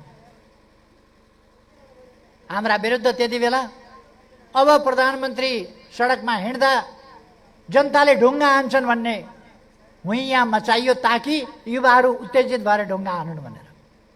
ढुङ्गा हान्न उत्प्रेरित गरियो, उक्साइयो। तर सिलिन्डरहरू, खाली सिलिन्डरहरूको लाइन, हजारौं सिलिन्डरको लाइन भएका ठाउँमा, हजारौं मोटरसाइकलको क्यू भएका ठाउँमा म गाडी रोकेर उभिएर मैले सोधेको छु त्यति बेला जनतालाई। मैले भनेको छु तपाईँहरूलाई अप्ठ्यारो परेको छ, मर्का परेको छ, तर हामी राष्ट्रिय स्वाभिमान झुकाएर एकछिनको सुविधा, 2 दिनको सुविधा, 1 दिन चुलो बाल्नका लागि राष्ट्रिय स्वाभिमान झुकाउन सक्दैनौँ। के भन्नुहुन्छ तपाईँहरू? जनताको एउटै आवाज थियो, सरकार खुट्टा नकमाओस्, सरकार घुँडा नटेकोस्, हामी पानी पिएर लड्न तयार छौँ। हामी वीर पुर्खाका सन्तान हौँ, हामीमा वीर पुर्खाको रगत बगेको छ। हामी राष्ट्रिय स्वाभिमानलाई तिलाञ्जली दिएर घुँडा टेकेर छाक टार्न गुजारा चलाउन चाहँदैनौँ। स्वाभिमान पुनर्स्थापना हुनुपर्छ। त्यो स्वाभिमानका साथ हामी बाँच्न चाहन्छौँ, अगाडि बढ्न चाहन्छौँ। सरकार अगाडि बढोस् भन्ने उहाँहरूको भावना थियो, नेपाली भावना। त्यसै अनुसार सरकार चल्यो। हाम्रै भित्रका केही तत्त्वहरू जो अहिले पार्टी फुटाएर गए, 2 देशका बीचको सम्बन्ध बिगार्यो, कूटनीतिमा असफल आदि भन्ने बकवासहरू गरेर हिँडे। जति बेला हामीले उत्तरतिरबाट नाकाहरू खोल्यौँ, ऐतिहासिक काम गर्यौँ, नेपाललाई एउटा नयाँ उचाइमा उठायौँ, नयाँ युगमा प्रवेश गरायौँ, भूपरिवेष्टित भनेको एक देश बेष्टितबाट भूजडित देशमा उठायौँ। हो त्यस्तो बेलामा कोही आऊ न मेरो देश बचाइदेऊ, माझी दाई पाल परो ढुङ्गा पल्टिनै लाग्यो, आँधी आयो, तुफान आयो, लौ न माझी दाई भनेर कोही कोही पार्लियामेन्टको रोस्टममा उभिएर गीत गाउन थाले। हाम्रा विरुद्ध तिनै तत्त्व जो आज पार्टी छोडेर गए, लक्षण त्यति बेरै देखाएका थिए। यिनले कति बेर नखानुपर्ने कुरा खान्छन् भन्ने थाहा थियो, त्यति बेरै देखिएको थियो। र हामी ती पृष्ठभूमिहरूबाट हामी त्यसकारण सरकारबाट हटायौँ। हाम्रा भित्रका समेत केही तत्त्वहरूको साँठगाँठ सहित हामी सरकारबाट हटायौँ। तर म कमरेडहरूलाई फेरि धन्यवाद भन्न चाहन्छु। तपाईँहरूको दृढ आत्मविश्वास, तपाईँहरूको उच्च मनोबल, तपाईँहरूको असाधारण सक्रियताले पार्टीले अरू मिलेर आए, हामी एक्लै लड्दाखेरि पनि हामीले प्रमुख हैसियत स्थानीय तहको निर्वाचनमै हासिल गर्यौँ। र हामीले हेऱ्यौँ चुनावी तालमेल आवश्यक छ, त्यसकारण हामीले चुनावी तालमेल गर्यौँ। फेरि हामीले त्यसै बेला देख्यौँ पार्टी एकीकरण भएन भने समस्या छ, त्यसकारण चुनावी तालमेल गर्दा नै हामीले चुनाव हुने बित्तिकै तत्काल पार्टी एकीकरण गर्नुपर्छ भनेर त्यो पनि त्यति बेलैको सहमतिमा हामीले राखेका थियौँ। लेफ्ट मोमेन्टलाई, देश हाँक्ने मोमेन्टलाई, सही विचार बोकेको, सही सङ्कल्प बोकेको पार्टीलाई प्रमुख मात्रै होइन झन्डै 2/3 स्थितिमा हामीले पुर्यायौँ। दुर्भाग्य, अभागीलाई खाने बेलामा रिस उठ्छ भने जस्तै केही अभागीहरूलाई खाने बेला रिस उठ्यो। अभागीलाई कस्तो हुन्छ भने मुखमा कुनै चिज आउन लाग्यो भने बेसै रिस उठ्छ अनि उसले भुइँमा पछार्छ, लौ त भन्नु। चैतमा महाधिवेशन हुँदै थियो, महाधिवेशनबाट नेतृत्व म त इच्छुक छैन नेतृत्वमा बसिरहन, अब साथीहरू गर्नुहोस्, एउटा बाटो बसाइएको छ, गर्नुहोस् साथीहरू मैले भनेको थिएँ। चुनाव गरौँ, प्रधानमन्त्री हुनुहोस् भनेको थिएँ। चैतमा महाधिवेशन पर्खेन नसकेर पुसमै पार्टी फुटाउने, त्यसका निम्ति हामी माथि गलत लान्छना, गलत आरोप, त्यस्ता आरोपहरू गढेर लान्छनाहरू लगाएर अपमानजनक ढङ्गले पार्टीबाट हटाउने, सरकारबाट हटाउने काम गरे। त्यो मन आएपछि हामी सहमत नभएपछि मैले प्रचण्डलाई भने, उहाँहरू हामी पानी छम्किन्छौँ, तपाईँ मुन्टो यसरी हल्लाउनुहोस्, अनि मार हानिन मन्जुर गरेँ भनेर भन्यो, अब मार हान्नुपर्छ भनेर हामी हान्छौँ भन्ने तपाईँको कुरो मन्जुर गर्न सकिँदैन। त्यो मन्जुर हुँदैन। वास्तवमा उहाँहरूले त्यही बाटो अवलम्बन गर्नुभयो। उहाँहरू जस्ता मान्छेहरूले, मैले केही भनिरहनु पर्दैन यसमा, म कुनै टिप्पणी गर्न चाहन्न, तर उहाँहरू जस्ताले हामीलाई अनेक प्रकारका गलत झुटा आरोप लान्छनाहरू लगाएर, म चुनौतीका साथ भन्छु, क्यान्टनमेन्टका रकम हामीले इनामिना गरेका छैनौँ। युवाहरूको रगतमा हामीले खेलवाड गरेका छैनौँ। कार्यकर्ताका पसिना र मेहनतमा हामीले खेलवाड गरेका छैनौँ। लडाकुहरूका नाममा बेइमानी गरेर तिनीहरूको पेट काटेर, तिनीहरूको पकेट काटेर हामीले आफन्त पोसेका छैनौँ, सम्पत्ति थुपारेका छैनौँ। अझ हामीलाई आरोपित गरेर झुट्टा लान्छनाका साथ अपमानपूर्ण ढङ्गले निष्कासन गर्ने पार्टीबाट, सरकारबाट हटाउने, यस्ता अपराधी खेल सही विचारको प्रादुर्भाव हुन नसकोस्, सही विचार अगाडि बढ्न नसकोस्, सही विचार स्थापित हुन नसकोस् र देश अगाडि बढ्न नसकोस्। र अहिले एउटा आएको छ नियन्त्रित अस्थिरता। नेपालमा चाहेको के हो भन्दा, एकजना कूटनीतिज्ञले लेख्छ, नेपालमा चाहेको के हो भन्दा नियन्त्रित अस्थिरता। अनि त्यही काम गर्नका लागि यहाँ त्यही नियन्त्रित अस्थिरता निम्त्याउनका लागि यहाँ त्यस प्रकारका षड्यन्त्रहरू भए। आयातित षड्यन्त्र हुन् वा मौलिकता, तर षड्यन्त्रका कारकहरू, षड्यन्त्रका वाहकहरू त यिनै तत्त्वहरू हुन् नि। जे होस्, हामीले त्यसलाई अस्वीकार गऱ्यौँ र हामी अगाडि बढेका छौँ। आज हामी यस ठाउँमा आइपुगेका छौँ। म कमरेडहरूलाई भन्न चाहन्छु, हामीले आफूलाई चिन्न जरुरी छ, हामीले आफूलाई ठिक ढङ्गले बुझ्न जरुरी छ, हाम्रो अवस्था के छ त्यसलाई थाहा पाउन जरुरी छ र हामी हाम्रा अगाडिका चुनौतीहरू तिनलाई हेरेर, ती चुनौतीहरूलाई बुझेर तिनलाई पराजित गर्ने दृढताका साथ पराजित गर्ने अभियानमा लाग्न जरुरी छ। हामी पराजित गर्न सक्छौँ। कहिले कहिले हामीलाई भ्रम पर्न सक्छ, हामीसँग सिद्धान्तै छैन, विचारै छैन। कता कता म पनि सुन्छु, हामीसँग विचार छैन, नीति छैन, कता जाने टुङ्गो छैन, हामी दिशाहीन छौँ, हामीसँग कार्यक्रम छैन। यस्ता खालका अन्योलग्रस्त भएर हामी अगाडि बढ्नु हुँदैन कमरेडर। हामीसँग नीति छ, विचार छ, सिद्धान्त छ। मार्क्सवाददेखि लिएर अहिले समृद्ध नेपाल, सुखी नेपालीसम्मको हाम्रो मार्क्सवादको दार्शनिक सिद्धान्त, द्वन्द्वात्मक र ऐतिहासिक भौतिकवाददेखिको दार्शनिक सिद्धान्तदेखि लिएर मार्क्सवादी अर्थशास्त्रका सिद्धान्तहरूदेखि लिएर मार्क्सवादी राजनीतिक शास्त्रका सिद्धान्तहरूदेखि लिएर मार्क्सवादी समाजशास्त्रका सिद्धान्तहरूदेखि लिएर अहिलेसम्मको नेपालको सन्दर्भमा हामी कसरी अगाडि बढ्नुपर्छ र त्यसको गन्तव्य के हो भन्ने कुरा समेत तोकेर हामी अगाडि बढिरहेका छौँ भने हामीसँगै सिद्धान्त छैन, कोसँग चाहिँ छ सिद्धान्त?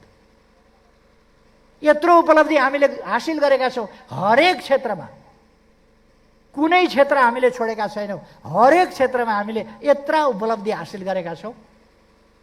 अनि के जनताले बुझ्दै नबुझिकन हामीलाई साथ दिएका छन्? बुझ्दै नबुझी केही नभइकन हामीलाई जनताले समर्थन गरेका छन्? जनताले यो साथ, सहयोग, समर्थन, यो माया, स्नेह र हामीमाथि जनताले यत्तिकै भरोसा गरेका छन् त?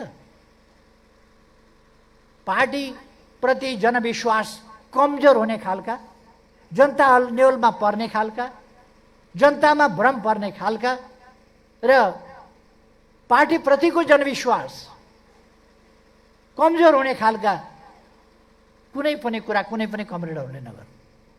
पार्टीको प्रतिष्ठामा धक्का पुग्ने खालका विचार र गतिविधिहरू कुनै पनि कमरेडहरूले नगर्नु। हाम्रो पार्टी विचारमा स्पष्ट छ। एउटा विचारमा मात्रै विचार भन्नाले समग्र राष्ट्र निर्माणको विचार, राष्ट्र निर्माणको मात्रै होइन, हामीसँग सम्पूर्ण मानव जातिको कसरी समस्या समाधान हुन सक्छ र धरती कसरी सुन्दर हुन सक्छ भन्ने विचारहरू हामीसँग छन्। मार्क्सवादले हामीलाई सिकाएको छ, हामीले आफ्ना सङ्घर्षका अनुभवहरूबाट व्यवहारबाट देखेका छौँ। हामीसँग विचार छैन होइन, हामीसँग नीति छैन होइन, हाम्रा उद्देश्य स्पष्ट छन्, नीति स्पष्ट छन्, नीतिका आधारमा कार्यक्रमहरू स्पष्ट छन्, ती कार्यक्रम कार्यान्वयन गर्न योजनाहरू स्पष्ट छन्, ती योजना सफल पार्न विषयगत आवधिक लक्ष्यहरू पनि स्पष्ट छन्, विषयगत विधागत क्षेत्रगत नीतिहरू हामीसँग स्पष्ट छन्, चाहे आन्तरिक होस् चाहे बाह्य होस्, सबै नीतिहरू हाम्रा स्पष्ट छन्। त्यसकारण हामीले कुनै कुण्ठाग्रस्त हुनुपर्ने आवश्यकता छैन र नबुझेर होस् कि बुझेर होस् जनतामा भ्रम अन्यल पर्ने गरी हामीसँग विचार छैन, नीति छैन, यो छैन, त्यो छैन, यो भएन, त्यो भएन जस्ता खालका कुराहरू। राष्ट्रियताको सम्बन्धमा हाम्रो पार्टी राष्ट्रियताप्रति के पूर्ण वफादार छैन? पूर्ण वफादारिताका साथ यस पार्टीले काम गरेको छैन? यस पार्टीका नीतिहरू राष्ट्रियताको सम्बन्धमा स्पष्ट छैनन् र राष्ट्रियताको सम्बन्धमा उहिलेदेखि, अघि मैले भने 17वटा चेकपोस्ट त्यहाँ हुँदादेखि, दिल्ली सम्झौतादेखि 17वटा चेकपोस्टदेखि, अथवा कहिले कोशी सम्झौता हुँदादेखि, गण्डकी सम्झौता हुँदादेखि, अथवा कहिले हाम्रो पार्टी बहुत स्पष्ट छ र स्पष्टताका साथ हामीले उत्तरतिरबाट नाका किन अरूले खोल्न सकेन, चीनतिरबाट बाटो र पारवन किन अरूले खोल्न सकेन, किन हामीले खोल्न पर्यो? हाम्रा नीति स्पष्ट छन् र त्यो नीति कार्यान्वयन गर्ने दृढता र साहस हामीसँग छ, हाम्रो पार्टीसँग छ, अरू कसैसँग छैन। यो मौखिक दाबी होइन, व्यवहारले प्रमाणित गरेको, पुष्टि गरेको कुरा हो कमरेडहरू। त्यसकारण म कमरेडहरूलाई भन्न चाहन्छु, अन्योलमा नपरौँ, अन्योल हुन नदेऊ। हाम्रा नीतिहरू, हाम्रा व्यवहारहरू, हाम्रा अभ्यासहरू सही छन्, सफल छन्। जनतामा भ्रम पर्ने गरी, जनतामा पार्टीको प्रतिष्ठामा आँच पुग्ने गरी, भ्रम फिजिने गरी अथवा हाम्रा विरोधीहरू हाँस्ने हँसाउने गरी हामी कुनै पनि क्रियाकलाप नगरौँ। के का लागि गर्ने? देश बनाउनु पर्ने छ हामी सबै मिलेर। अनि फेरि हामी किन विभिन्न प्रकारका गतिविधि गर्छौँ? पार्टी विरुद्ध, पार्टीको प्रतिष्ठा गिराउने खालका गतिविधिहरूको अन्तिम निष्कर्ष के हुन्छ हामीले हेऱ्यौँ नि त, अस्ति हेऱ्यौँ नि। अनेक वर्षदेखि जो पार्टी विरोधी, पार्टीका प्रभावहरू कमजोर पार्ने खालका गतिविधिहरू भइरहेका थिए, ती गतिविधिले कहाँ पुर्याए? प्रचण्डलाई कहाँ पुर्यायो? माधव नेपाललाई कहाँ पुर्यायो? हामीले देखेका छौँ। त्यसकारण हामीले पार्टीको प्रतिष्ठामा आँच पुग्ने खालका कुनै पनि गतिविधिहरू गर्नु हुँदैन कमरेडहरू। म कमरेडहरूलाई आग्रह गर्न चाहन्छु, हामीले जहिले पनि पहिलो कुरा सही विचार ठम्ब्याउनु पर्दछ, सही सिद्धान्त स्थापित गर्नुपर्दछ, विकसित गर्नुपर्छ, स्थापित गर्नुपर्छ। सिद्धान्त जब प्रतिपादन भइसक्यो भने अब त्यसलाई व्यावहारिक रूपमा परिणत गर्न भौतिक शक्तिको आवश्यकता हुन्छ। जब सङ्गठन त्यसमा आधारित सङ्गठन बन्छ र त्यो त्यस विचारमा आबद्ध भएर त्यस गन्तव्यतिर सही बाटोबाट अगाडि बढ्छ, त्यो एउटा अपराजय शक्तिको रूपमा त्यो विकसित हुन्छ र हामी त्यस ढङ्गले अगाडि बढिरहेका छौँ। हामीले प्राप्त गरेका सैद्धान्तिक ज्ञानहरू, हामीले स्थापना गरेका सैद्धान्तिक प्रस्तावनाहरू र तिनको कार्यान्वयन सम्बन्धी हाम्रा व्यावहारिक अनुभवहरू असाधारण र अमूल्य छन्। हाम्रा मित्र पार्टीहरू, अरू विभिन्न देशका मित्र पार्टीहरू, उहाँहरूले पनि हाम्रा नीतिहरू र तिनको प्रभावकारी कार्यान्वयनको मुक्त कण्ठले प्रशंसा गर्नुभएको छ। हामी सबैलाई ती कुराहरू थाहा छ। विपक्षीहरूले पनि हाम्रो सम्बन्धमा टिप्पणी गर्ने खासै कुनै ठाउँ छैन। निराधार आलोचनाका लागि आलोचना गर्ने कुरा बेग्लै कुरा हो। त्यसकारण हामी हाम्रा सही विचारहरूलाई कार्यान्वयन गर्दै, समस्याहरूको समाधान गर्दै, सिद्धान्तलाई भौतिक शक्तिका रूपमा रूपान्तरित गर्दै समाज रूपान्तरणको कामलाई निर्णायक ढङ्गले अगाडि बढाउन सक्छौँ कामरेडहरू। र यो सिद्धान्तलाई जनतासँग जोड्ने, अस्ति मैले विधान महाधिवेशनको सन्दर्भमा पनि, त्यसको समापनको सन्दर्भमा पनि मैले भनेको थिएँ कि विधान महाधिवेशनमा पनि मैले के हो सिद्धान्त, त्यसलाई जनतासँग कसरी जोड्ने। सिद्धान्तलाई हामीले आफ्नो मात्रै विषय होइन, परिवर्तनका सिद्धान्तलाई, परिवर्तनका नीतिहरूलाई जनताका सिद्धान्त र नीतिको रूपमा अनुदित गर्न सकेनौँ, त्यहाँ पुर्याउन सकेनौँ, उनले बुझ्ने भाषामा उनीहरूलाई बुझाउन सकेनौँ र उनीहरूलाई त्यसको सम्वाहक बनाउन सकेनौँ भने परिवर्तनको झोला, परिवर्तनको भारी हाम्रो कार्यकर्ता पङ्क्तिले मात्रै बोक्न सक्दैन। किनभने 8.5 लाख कार्यकर्ताले परिवर्तनको भारी बोक्न सक्दैन यदि जनता साथमा भएन भने। त्यसकारण हामीले भन्ने गरेका छौँ, हाम्रो पार्टी जनतामा आधारित कार्यकर्ता पार्टी हो। यो एउटा विचारमा सङ्गठित, एउटा दर्शन, एउटा सिद्धान्त, एउटा नीति अँगालेको, एउटा गन्तव्यतर्फ उन्मुख एकताबद्ध पार्टी हो। त्यसकारण यो कार्यकर्ता पार्टी हो। तर यो जनआधारित कार्यकर्ता पार्टी हो। त्यस रूपमा हामी अगाडि बढ्नुपर्छ। हाम्रा जीवनशैलीहरू, हाम्रा व्यवहार, हाम्रा तौर तरिका जनताले मन नपर्ने खालका कुनै पनि काम हामीले गर्नु हुँदैन भनेर मैले पटक पटक कमरेडहरूका बिचमा भन्ने गरेको छु। जनताले मन नपर्ने खालका, मन नपराउने खालका कुनै पनि काम गर्नु हुँदैन र जनताका निम्ति, जनताले मन पराउने खालका, देशका लागि, जनताका लागि, विकासका लागि, अग्रगमनका लागि आवश्यक पर्ने खालका व्यवहार हामीले अपनाउनुपर्छ। अर्को कुरा, नेताहरूले दृष्टान्तको रूपमा आफूलाई प्रस्तुत गर्नुपर्दछ। नेताहरूको बोली, व्यवहार, जनतासँगको सम्बन्ध, आचरण, अभ्यास, शैली, यी सबै कुराहरू नेता जस्तै हुनुपर्छ, जसले म्याग्नेटको काम गर्न सकोस्, अरूलाई आकर्षित गर्न सकोस्, आफूतिर आकर्षित गर्न सकोस्। त्यस ढङ्गले हाम्रा सम्पूर्ण नेता कार्यकर्ता कमरेडहरू चल्न जरुरी छ। हाम्रो नेता कार्यकर्ताको व्यवहार देखेर, आचरण देखेर कसैले पनि छ्या भन्ने खालको स्थिति नहोस्, यस्ताका पछि पनि लाग्ने भन्ने स्थिति नहोस्, यस्ताबाट के सिकिन्छ भन्ने स्थिति नहोस्, यस्तो पनि व्यवहार हुन्छ भन्ने स्थिति नहोस्, यस्तो पनि आचरण हुन्छ भनेर घृणा गर्ने स्थिति नहोस्। आचरण यस्तो पो हुनुपर्छ भन्ने होस्। अरू पार्टीहरूले सिकुन्, नेकपा एमालेबाट, नेकपा एमालेका नेताहरूबाट, नेकपा एमालेका कार्यकर्ताबाट। नेकपा एमाले जस्तो पार्टी हुनुपर्दछ। अरूले विद्यार्थीको यत्रो सङ्गठनको अधिवेशन गर्न पर्यो भने, बैठक गर्नु पर्यो भने कुर्सी हानाहान गर्छ। नेकपा एमालेबाट सिक्न सकेका छैनन्। हामीले आफ्नो राम्रो आचरण, राम्रो व्यवहारमा अडिक रहेर सिक्ने अवसर दिनुपर्दछ अरूलाई। अरूले बेठिक व्यवहार गर्न सक्दछन्, हाम्रोमा अब बेठिक व्यवहार गर्नेहरू गइसके पार्टीबाट। अब हामी जो छौँ पार्टीमा, यो बेठिक व्यवहारका लागि होइन, देश बनाउनका लागि हामी छौँ। देश बनाउने अभियानमा सरिक हुनका लागि हामी छौँ। यसमा हामी बेठिक व्यवहार, बेठिक क्रियाकलाप, बेठिक शैली, बेठिक आचरण त्यो गर्दैनौँ। हामीमा एउटा गुरुत्वाकर्षण जस्तो हुनुपर्दछ। जे झर्छ हामीतिर झर्छ, जे आकर्षित हुन्छ हामीतिर। हामी एउटा म्याग्नेटको रूपमा, एउटा चुम्बकको रूपमा हामी हुनुपर्दछ। वैचारिक हिसाबले चुम्बकको रूपमा, व्यवहारिक हिसाबले चुम्बकको रूपमा, आचरणको हिसाबले चुम्बकको रूपमा हाम्रो कार्यकर्ता कमरेडहरू हुनुपर्छ। र हाम्रो कार्यकर्ता कमरेडहरूको विचार, व्यवहार, जनतासँगको सम्बन्ध, यसले असाधारण योगदान पुर्याएको छ।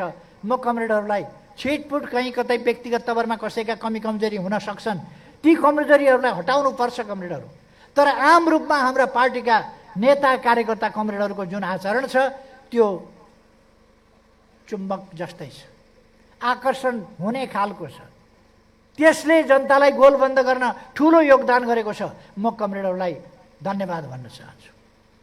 कस्तो व्यवहार हुनुपर्छ, कस्तो आचरण, कस्तो सामाजिक सम्बन्ध, कस्ता दैनिक व्यवहार, कस्ता सामाजिक क्रियाकलाप, यसमा नेकपा एमाले अग्रणी बन्नुपर्छ।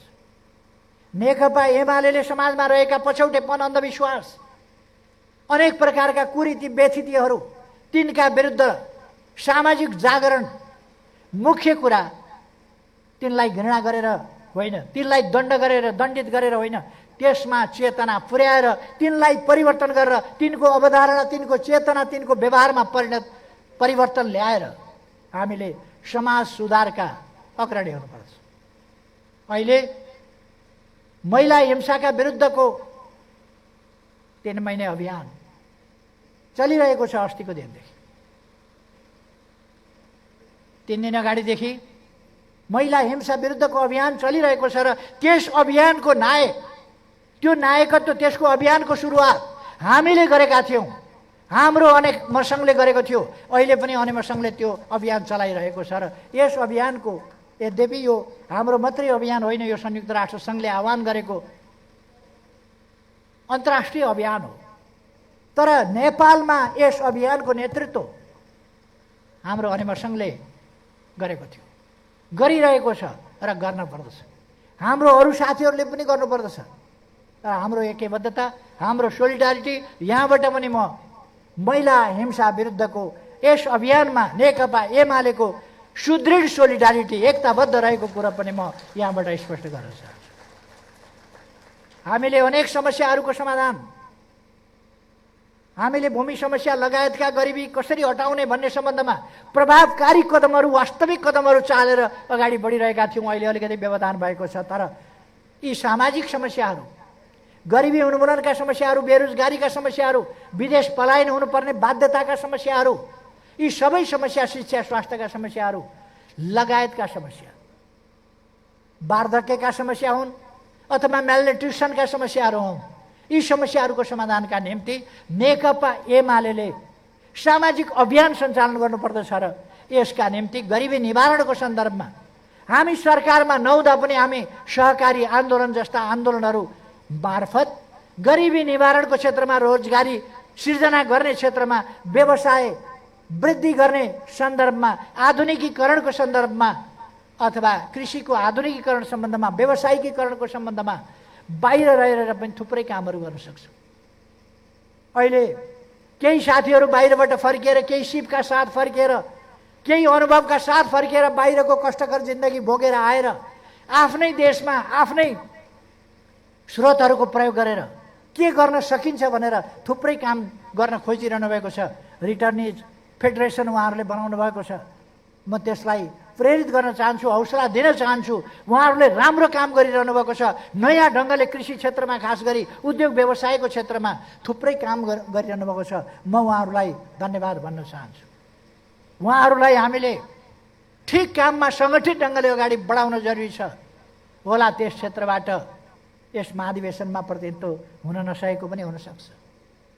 तर महाधिवेशनमा प्रतिनिधित्व नभए पनि हाम्रो उहाँ अभियानमा, राष्ट्र निर्माणको अभियानमा, गरिबी हटाउने अभियानमा, रोजगारीका अवसर सिर्जना गर्ने अभियानमा, युवा स्वरोजगार अभियानमा उहाँहरूको ठुलो योगदान छ। म त्यसको प्रशंसा गर्न चाहन्छु। उहाँहरूले आफै गरिरहनु भएको छ त्यो काम।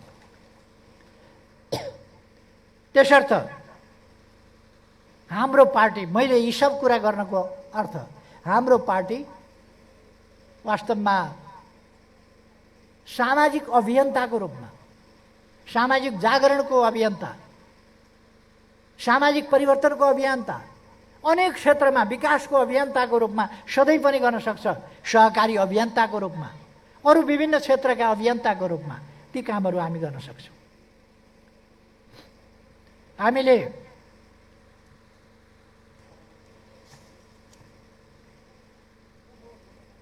म कमरेडहरूलाई आग्रह गर्न चाहन्छु, कसैले कुनै न कुनै ठाउँका जिम्मेवारीहरू सम्हाल्नुपर्छ। तर आफ्नो महत्त्वाकांक्षाका कारणले अस्वस्थ होडबाजी, अस्वस्थ प्रतिस्पर्धा र प्रतिस्पर्धाले संस्थालाई नोक्सान पार्ने खालका गतिविधिहरू नगरौँ। कसै न कसैले त जिम्मेवारी सम्हाल्नै पर्छ, कुनै न कुनै जिम्मेवारी। तर पार्टीकै प्रभाव प्रतिष्ठामा, पार्टीको एकतामा, पार्टीको एकता खँदिलो हुने कुरामा प्रतिकूल असर पार्ने खालका कामहरू हामी छँदैछ। नगरौँ भन्ने कुरा म कमरेडहरूलाई भन्न चाहन्छु। फेरि पनि पाला आउँछन्। हामीसँग यही देश छ। सानो भए पनि यस देशमा यत्रा पालिकाहरू छन्, यत्रा प्रदेश सभाहरू छन्, यत्रा प्रतिनिधि सभा छ, राष्ट्रिय सभा छ, अरू विभिन्न निकायहरू छन्, अरू विभिन्न ठाउँहरू छन्। पार्टीका अनेक शाखादेखि टोल कमिटीदेखि लिएर केन्द्रीय कमिटीसम्म विभिन्न ठाउँहरू छँदैछ। अहिले नभए फेरि ती ठाउँहरू अर्को समय आउला। त्यसकारण हामीले हतारो गर्ने कुरा, हतारोका साथ प्रतिस्पर्धा अर्थात् लोकतान्त्रिक अभ्यासलाई प्रतिस्पर्धा मात्रै बुझ्ने र प्रतिस्पर्धालाई अस्वस्थ बनाउने खालका कामहरू नगरौँ भन्ने कुरा म कमरेडहरूलाई आग्रह गर्न चाहन्छु। यति बेला देशले हामीलाई हेरिरहेको छ। मैले हिजो पनि भने देशले हामीलाई हेरिरहेको छ। हिजो दुःख पाएका, अङ्गभङ्ग भएका, शरीरमा गोली भएका पूर्व लडाकुहरू, बहिर्गमित लडाकुहरू, पूर्व पिएलएहरू आज नेकपा एमालेतिर हेरिरहनु भएको छ। कसले गर्ने हाम्रो उद्धार? कसले गर्ने हाम्रो मर्काको बुझाइ? कसले बुझ्छ हाम्रो मर्का? कसले दिन्छ हाम्रा समस्याको समाधान? लडाकुहरू पनि हेरिरहेका छन् र त्यो काम हाम्रै काम हो, हामीले गर्नुपर्छ। कसैले झुक्क्याएर लडाइँमा होबे होला, कसैले गलत ढङ्गले प्रयोग गर्यो होला, तर समस्या आइसकेपछि त्यसको समाधान उसैले गर्नुपर्छ भनेर हामी पन्छिन सक्दैनौँ। हामीले त्यसको समाधान दिनुपर्छ, हामीले त्यसको व्यवस्था गर्नुपर्छ र हामीले देशलाई सबैको पीडाबाट सबैलाई मुक्त गरेर देशलाई एउटा पीडा मुक्त देश बनाउने बाटोमा हामी जानुपर्छ। हाम्रो अभियान त्यो हो। सबै देशले नै हामीलाई हेरिरहेका छ। हामी कस्तो अभ्यास गर्छौँ, कस्तो अभ्यास गर्छौँ, मिटिङ बैठक कसरी चलाउँछौँ, सम्मेलनहरू कसरी गर्छौँ, अधिवेशन महाधिवेशनहरू हामी कसरी गर्छौँ, कस्तो हाम्रो लोकतान्त्रिक अभ्यासको शैली कस्तो छ, कुन प्रकारको परिपक्वता छ। हामीले भोटा मात्रै फटायौँ कि ज्ञान पनि बढायौँ? जनता हेरिराखेको छ। हामी सरदर मात्रै हौँ कि अरूभन्दा अलिकति फरक विशेष र अगुवाई गर्न सक्ने खालको शक्ति हौँ? देशले हेरिराखेको छ। हामीले आफूलाई सरदर मात्रै होइन कमरेडहरू, देशलाई अगुवाई गर्न सक्ने शक्तिको रूपमा, व्यक्तिको रूपमा, नेताको रूपमा, नेता पार्टीको रूपमा स्थापित गर्नुपर्दछ। हरेकको व्यक्तिगत प्रयास बिना, हरेक व्यक्तिको आचरणको योग नै पार्टीको आचरण हुन्छ। हरेक व्यक्तिको आचरणको योग पार्टीको आचरण हो। यदि एउटा व्यक्तिले बिगार्यो भने झिँगा परेपछि त एउटै झिँगो पर्यो भने पनि बिग्रियो नि कुरा, बिग्रिएन? त्यसकारण एउटाको मात्रै पनि अस्वस्थ व्यवहार भइदियो भने सिङ्गै पार्टी कलङ्कित हुन्छ, सिङ्गै पार्टी बदनाम हुन्छ, सिङ्गै पार्टीको छविमा आँच आउँछ। त्यसकारण हामी हरेकले ध्यान दिनुपर्छ।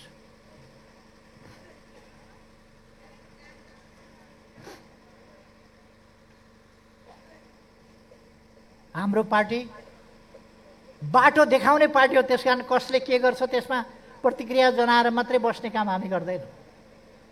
यसले यसो गर्यो त्यसमा प्रतिक्रिया देखाउने, अर्काले यसो गर्यो त्यसमा प्रतिक्रिया देखाउने, प्रतिक्रिया दिएर बस्ने पार्टी होइन हाम्रो। नीति निर्माण गर्ने, राष्ट्र निर्माणका नीति निर्माण गर्ने, तिनलाई कार्यान्वयन गर्ने, कार्यान्वयनका लागि पङ्क्ति तयार गर्ने, त्यस पङ्क्तिलाई गतिशील बनाउने, एक लय, एक ताल, एक सुरमा पङ्क्तिलाई हिँडाउने, त्यो काम हाम्रो पार्टीले गर्नुपर्छ। सिङ्गै देशलाई एउटा दिशामा, समृद्ध नेपाल, सुखी नेपालीको दिशामा हिँडाउने काम हामीले गर्नुपर्छ।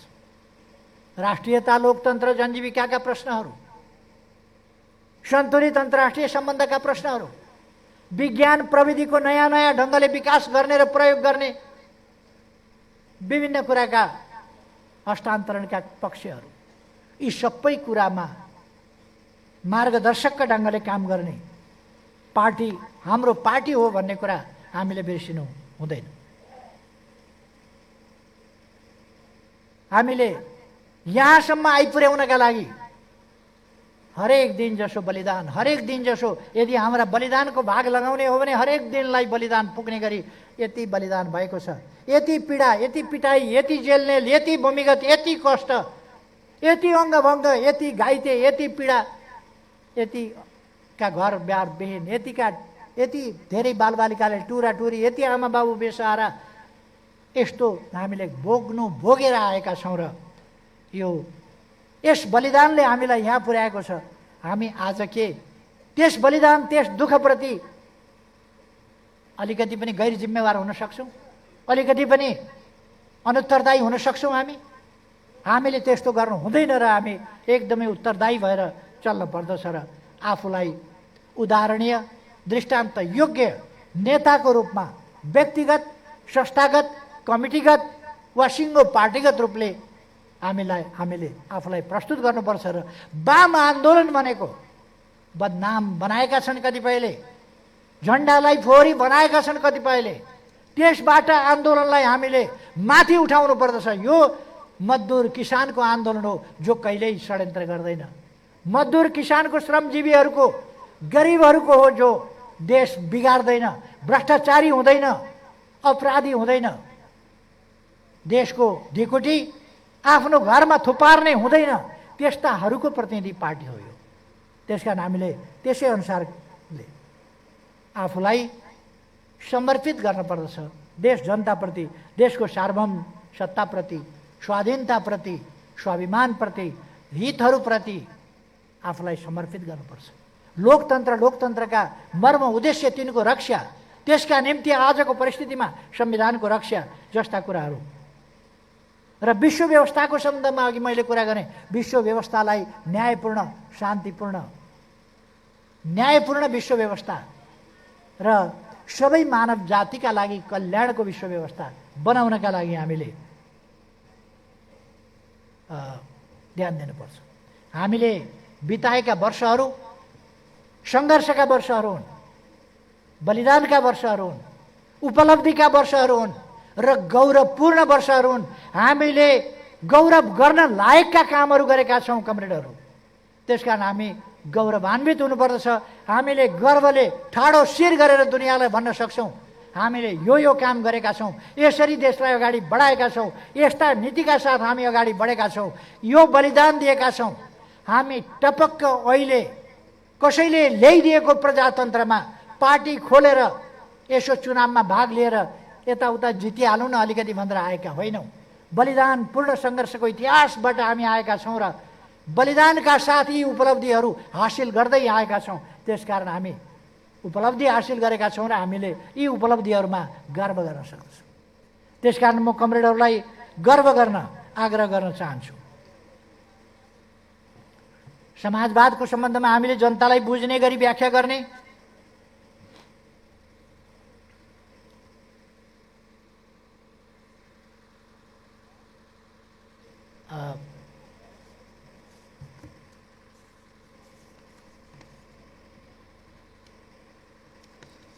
हामीले हाम्रो समाजवाद के हो, हामीले भनेको समाजवाद के हो अस्ति पनि मैले भने धेरैपल्ट भन्ने गरेको छु।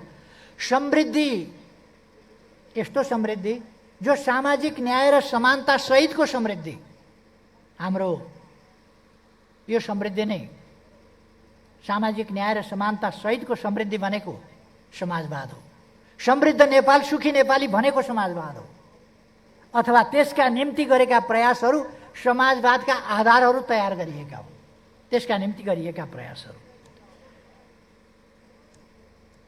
त्यसकारण अब हाम्रो काँधमा हाम्रो शक्ति विस्तार गर्ने एउटा कुरा, आफूलाई एकताबद्ध बनाएर सही विचारका साथ अगाडि बढाउने एउटा कुरा र अलमलमा परिरहेका कार्यकर्ता, विभिन्न पार्टीका कार्यकर्ता नेताहरू जो अहिले पनि अलमलमा छन्, उनीहरूलाई सही बाटोमा सम्झाएर, सही नीतिमा सम्झाएर सही बाटोमा ल्याउने त्यो अभिभारा पनि हाम्रो काँधमा छ। पार्टी प्रवेशको मैले हिजो पनि भने, अब यो मङ्सिर महिनाको आधा, मङ्सिर, पुष, माघ, फागुन, यो 3.5 महिनालाई पार्टी प्रवेशको महिनाको रूपमा एउटा अभियानको रूपमा हामीले सञ्चालन गर्ने, अरूलाई सम्झाउने र सम्झाएर पार्टीमा प्रवेश गराउने अभियानको रूपमा, त्यस महिनाको रूपमा हामीले अगाडि बढाउनु पर्दछ। म कमरेडहरूलाई आग्रह गर्न चाहन्छु, त्यसका निम्ति फराकिलो मन फराकिलो छातीका साथ साथीभाइलाई ल्याउने, सङ्गठित गर्ने, कामको जिम्मेवारी दिने, आफू सँगसँगै हिँडाउने, आफूलाई भेदभाव गरिन्छ कि पक्षपात गरिन्छ कि भन्ने कुनै आशंका लिनु पर्दैन भनेर सम्झाउने, आशंका गर्नु पर्दैन भन्ने कुरा व्यवहारबाट बताउने हाम्रो काम हो। त्यो काम हामीले सबैतिर त्यत्तिकै गर्नुपर्दछ र विश्वासको वातावरणका साथ देशलाई नै हाँक्ने हाम्रो काम हो। साना चित्तबाट देश हाँकिँदैन, फराकिलो चित्तका साथ हामीले देश हाँक्न पर्दछ।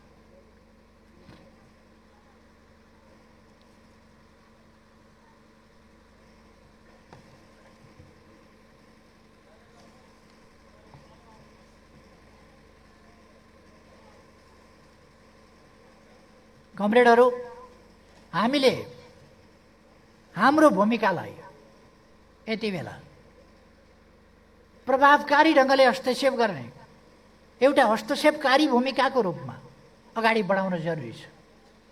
यस 5 गठबन्धन भनिने यस विद्रुत, विकृत र अनुचित ढङ्गले निर्माण भएको यो सरकारले बेठिक काम, जनविरोधी काम, देशद्रोही काम, राष्ट्रघाती काम गर्दै जान सक्छ। अलोकतान्त्रिक, संविधान विपरीतका काम गर्दै जान सक्छ। त्यसकारण यसका गलत कामहरू, गलत क्रियाकलापहरूलाई रोक्नका लागि राष्ट्रियताको पक्षमा, लोकतन्त्रको पक्षमा, गणतन्त्रको पक्षमा र त्यसका निम्ति हामीले संविधानको रक्षाको पक्षमा रक्षा गरेर मात्रै हामी संविधान कार्यान्वयन गर्न सक्छौँ। कार्यान्वयन गरेर मात्रै आवश्यक स्थानमा संविधान भोलि आवश्यक परेका ठाउँमा संशोधन गर्दै अगाडि जान सक्छौँ। संविधान नै कार्यान्वयन हुन सकेन भने वा संविधानलाई निकम्मा बनाइयो भने त्यसपछि हामीले गरेका उपलब्धिहरूलाई सङ्गठित ढङ्गले त्यहाँ बाँधिएको, ती उपलब्धि के हुन् भनेर परिभाषित गरिएको दस्तावेज नै निकम्मा भयो भने लोकतन्त्रका उपलब्धिहरू सग्ला रहन कठिन हुन्छ। फेरि हामीले अर्को सङ्घर्ष गर्नुपर्ने हुनसक्छ। त्यस दिशामा बाटो लागिसकेका छ। राज्यका विभिन्न अङ्गहरूको गलत प्रयोग हुन सक्छ, त्यसका विरुद्ध हामीले हस्तक्षेपकारी ढङ्गले प्रस्तुत हुन र रखबारी गर्न जरुरी छ। यस्ता सबै काममा लाग्नका निम्ति हाम्रो पार्टीको एकता जरुरी छ। यति बेला बन्द सत्रको मुख्य काममा हामी प्रवेश गर्न लागिरहेका बेला मैले कमरेडहरूलाई हाम्रो विगत, हाम्रो वर्तमान र हामीले भविष्यमा जानुपर्ने दिशाको सम्बन्धमा, हाम्रो बाटोको सम्बन्धमा, हाम्रो गन्तव्यको सम्बन्धमा र त्यहाँ पुग्नका लागि हाम्रा तरिकाहरूको सन्दर्भमा मैले कमरेडहरूलाई केही कुराहरू बताउनु थियो र त्यो कुराहरू मैले बताएको हुँ। म कमरेडहरूलाई आग्रह गर्न चाहन्छु,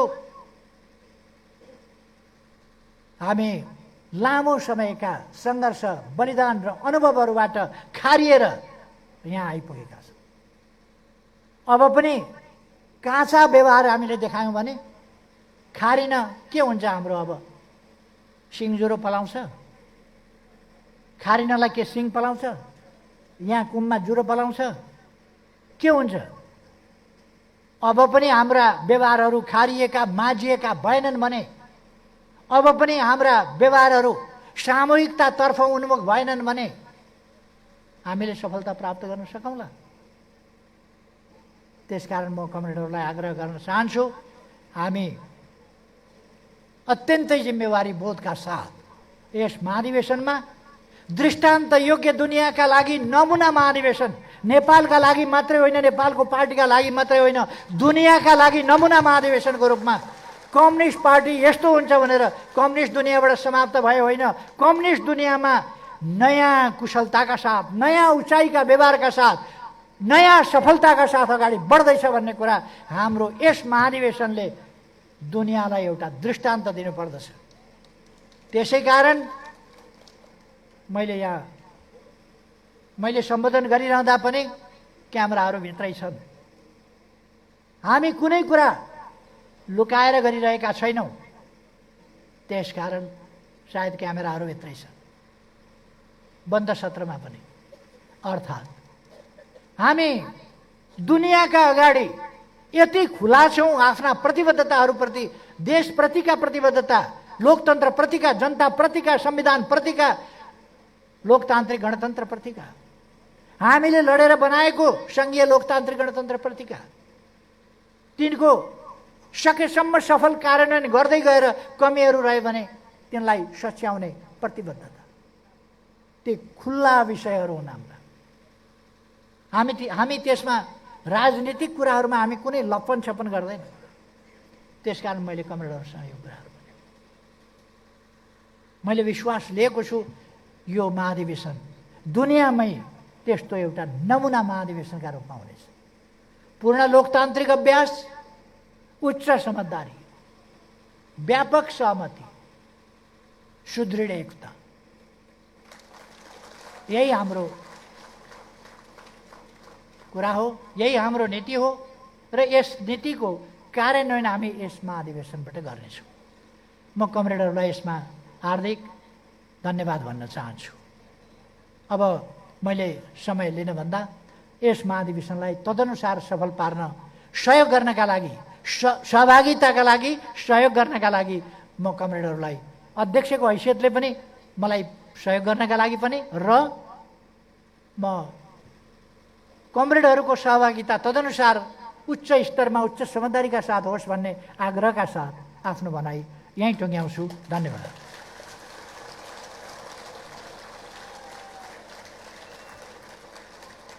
कमरेडहरू, अब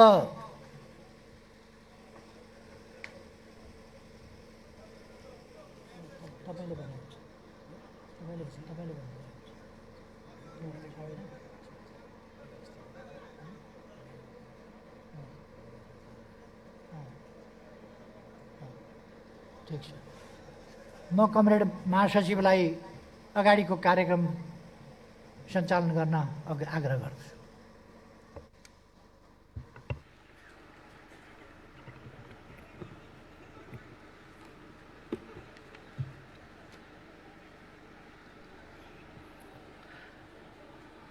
अध्यक्ष कमरेडले यो बन्द सत्रलाई मार्गनिर्देश गर्ने हिसाबले आफ्ना विचारहरू प्रस्तुत गर्नुभयो। म आदरणीय अध्यक्ष कमरेडलाई हार्दिक धन्यवाद भन्न चाहन्छु, आभार व्यक्त गर्न चाहन्छु। अब हामीहरू बन्द सत्रको कार्यक्रमलाई अगाडि बढाउनको लागि त्यसका निश्चित प्रक्रियाहरू अगाडि बढाउन आवश्यक छ। म त्यस दिशामा अगाडि बढ्न चाहन्छु। यसको लागि अध्यक्ष मण्डलको प्रस्ताव यो बन्द सत्रमा म प्रस्तुत गर्न चाहन्छु। अध्यक्ष मण्डलमा कमरेड केपी शर्मा ओली, युवराज गेवाली, अष्टलक्ष्मी साक्य, भीम रावल, ईश्वर पोखरेल, सुभाष चन्द्र नेमाङ, रामबहादुर थापा, टोपबहादुर रायमाझी, छविलाल विश्वकर्मा, लालबाबु पण्डित र गोमा देवकोटा। हाम्रो अब अगाडिको बन्द सत्रलाई यही अध्यक्ष मण्डलले अगाडि बढाउनेछ। म यो बन्द सत्रमा अध्यक्ष मण्डलको यो नाम पारित गरिदिनको लागि हार्दिक अनुरोध गर्दछु।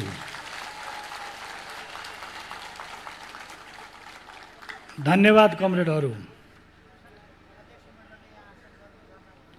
र यसरी अध्यक्ष मण्डलमा रहनुहुने सम्पूर्ण कमरेडहरूलाई अब यो मञ्चमा आसन ग्रहणको लागि म हार्दिक अनुरोध गर्दछु। कमरेडहरू जो अध्यक्ष मण्डलमा रहनुभयो सबै कमरेडहरू यहाँ आइदिनु होला।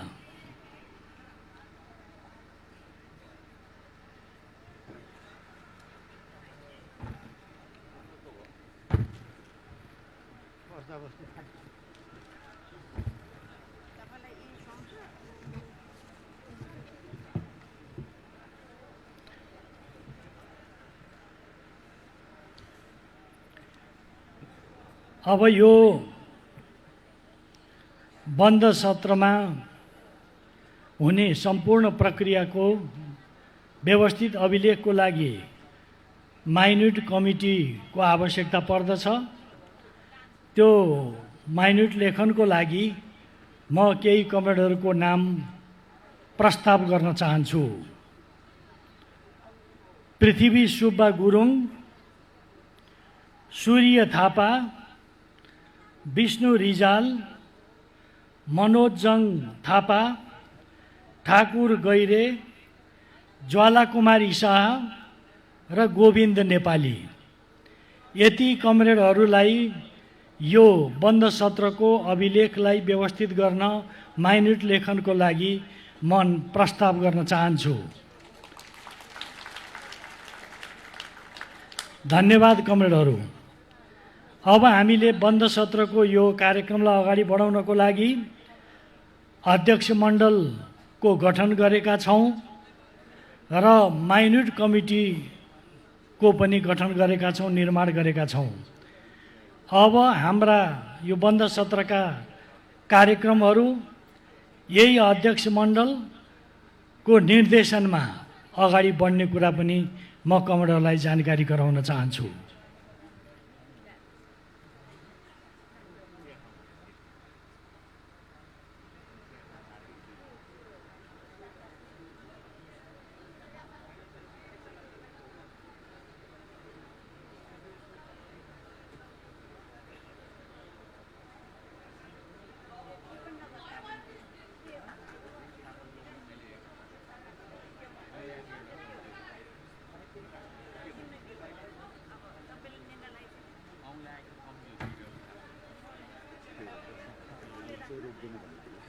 लाइभ चाहिँ रोक्दैन भन्नुहोस्।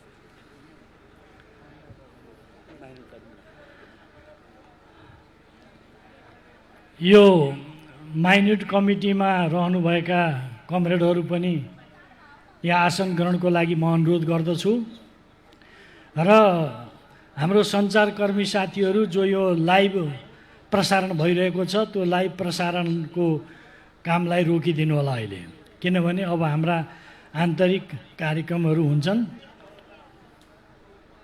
स्वयंसेवक साथीहरू त्यो सञ्चारकर्मी साथीहरूलाई लाइभ प्रसारणको कुरा अहिले बन्द गरिदिनको लागि आग्रह गर्नुहोस्।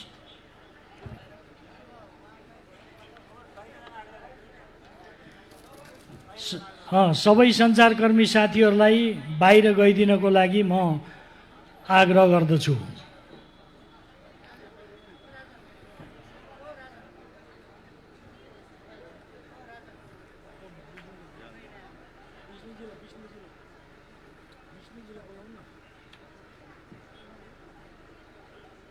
कति लामो छ त्यो तार?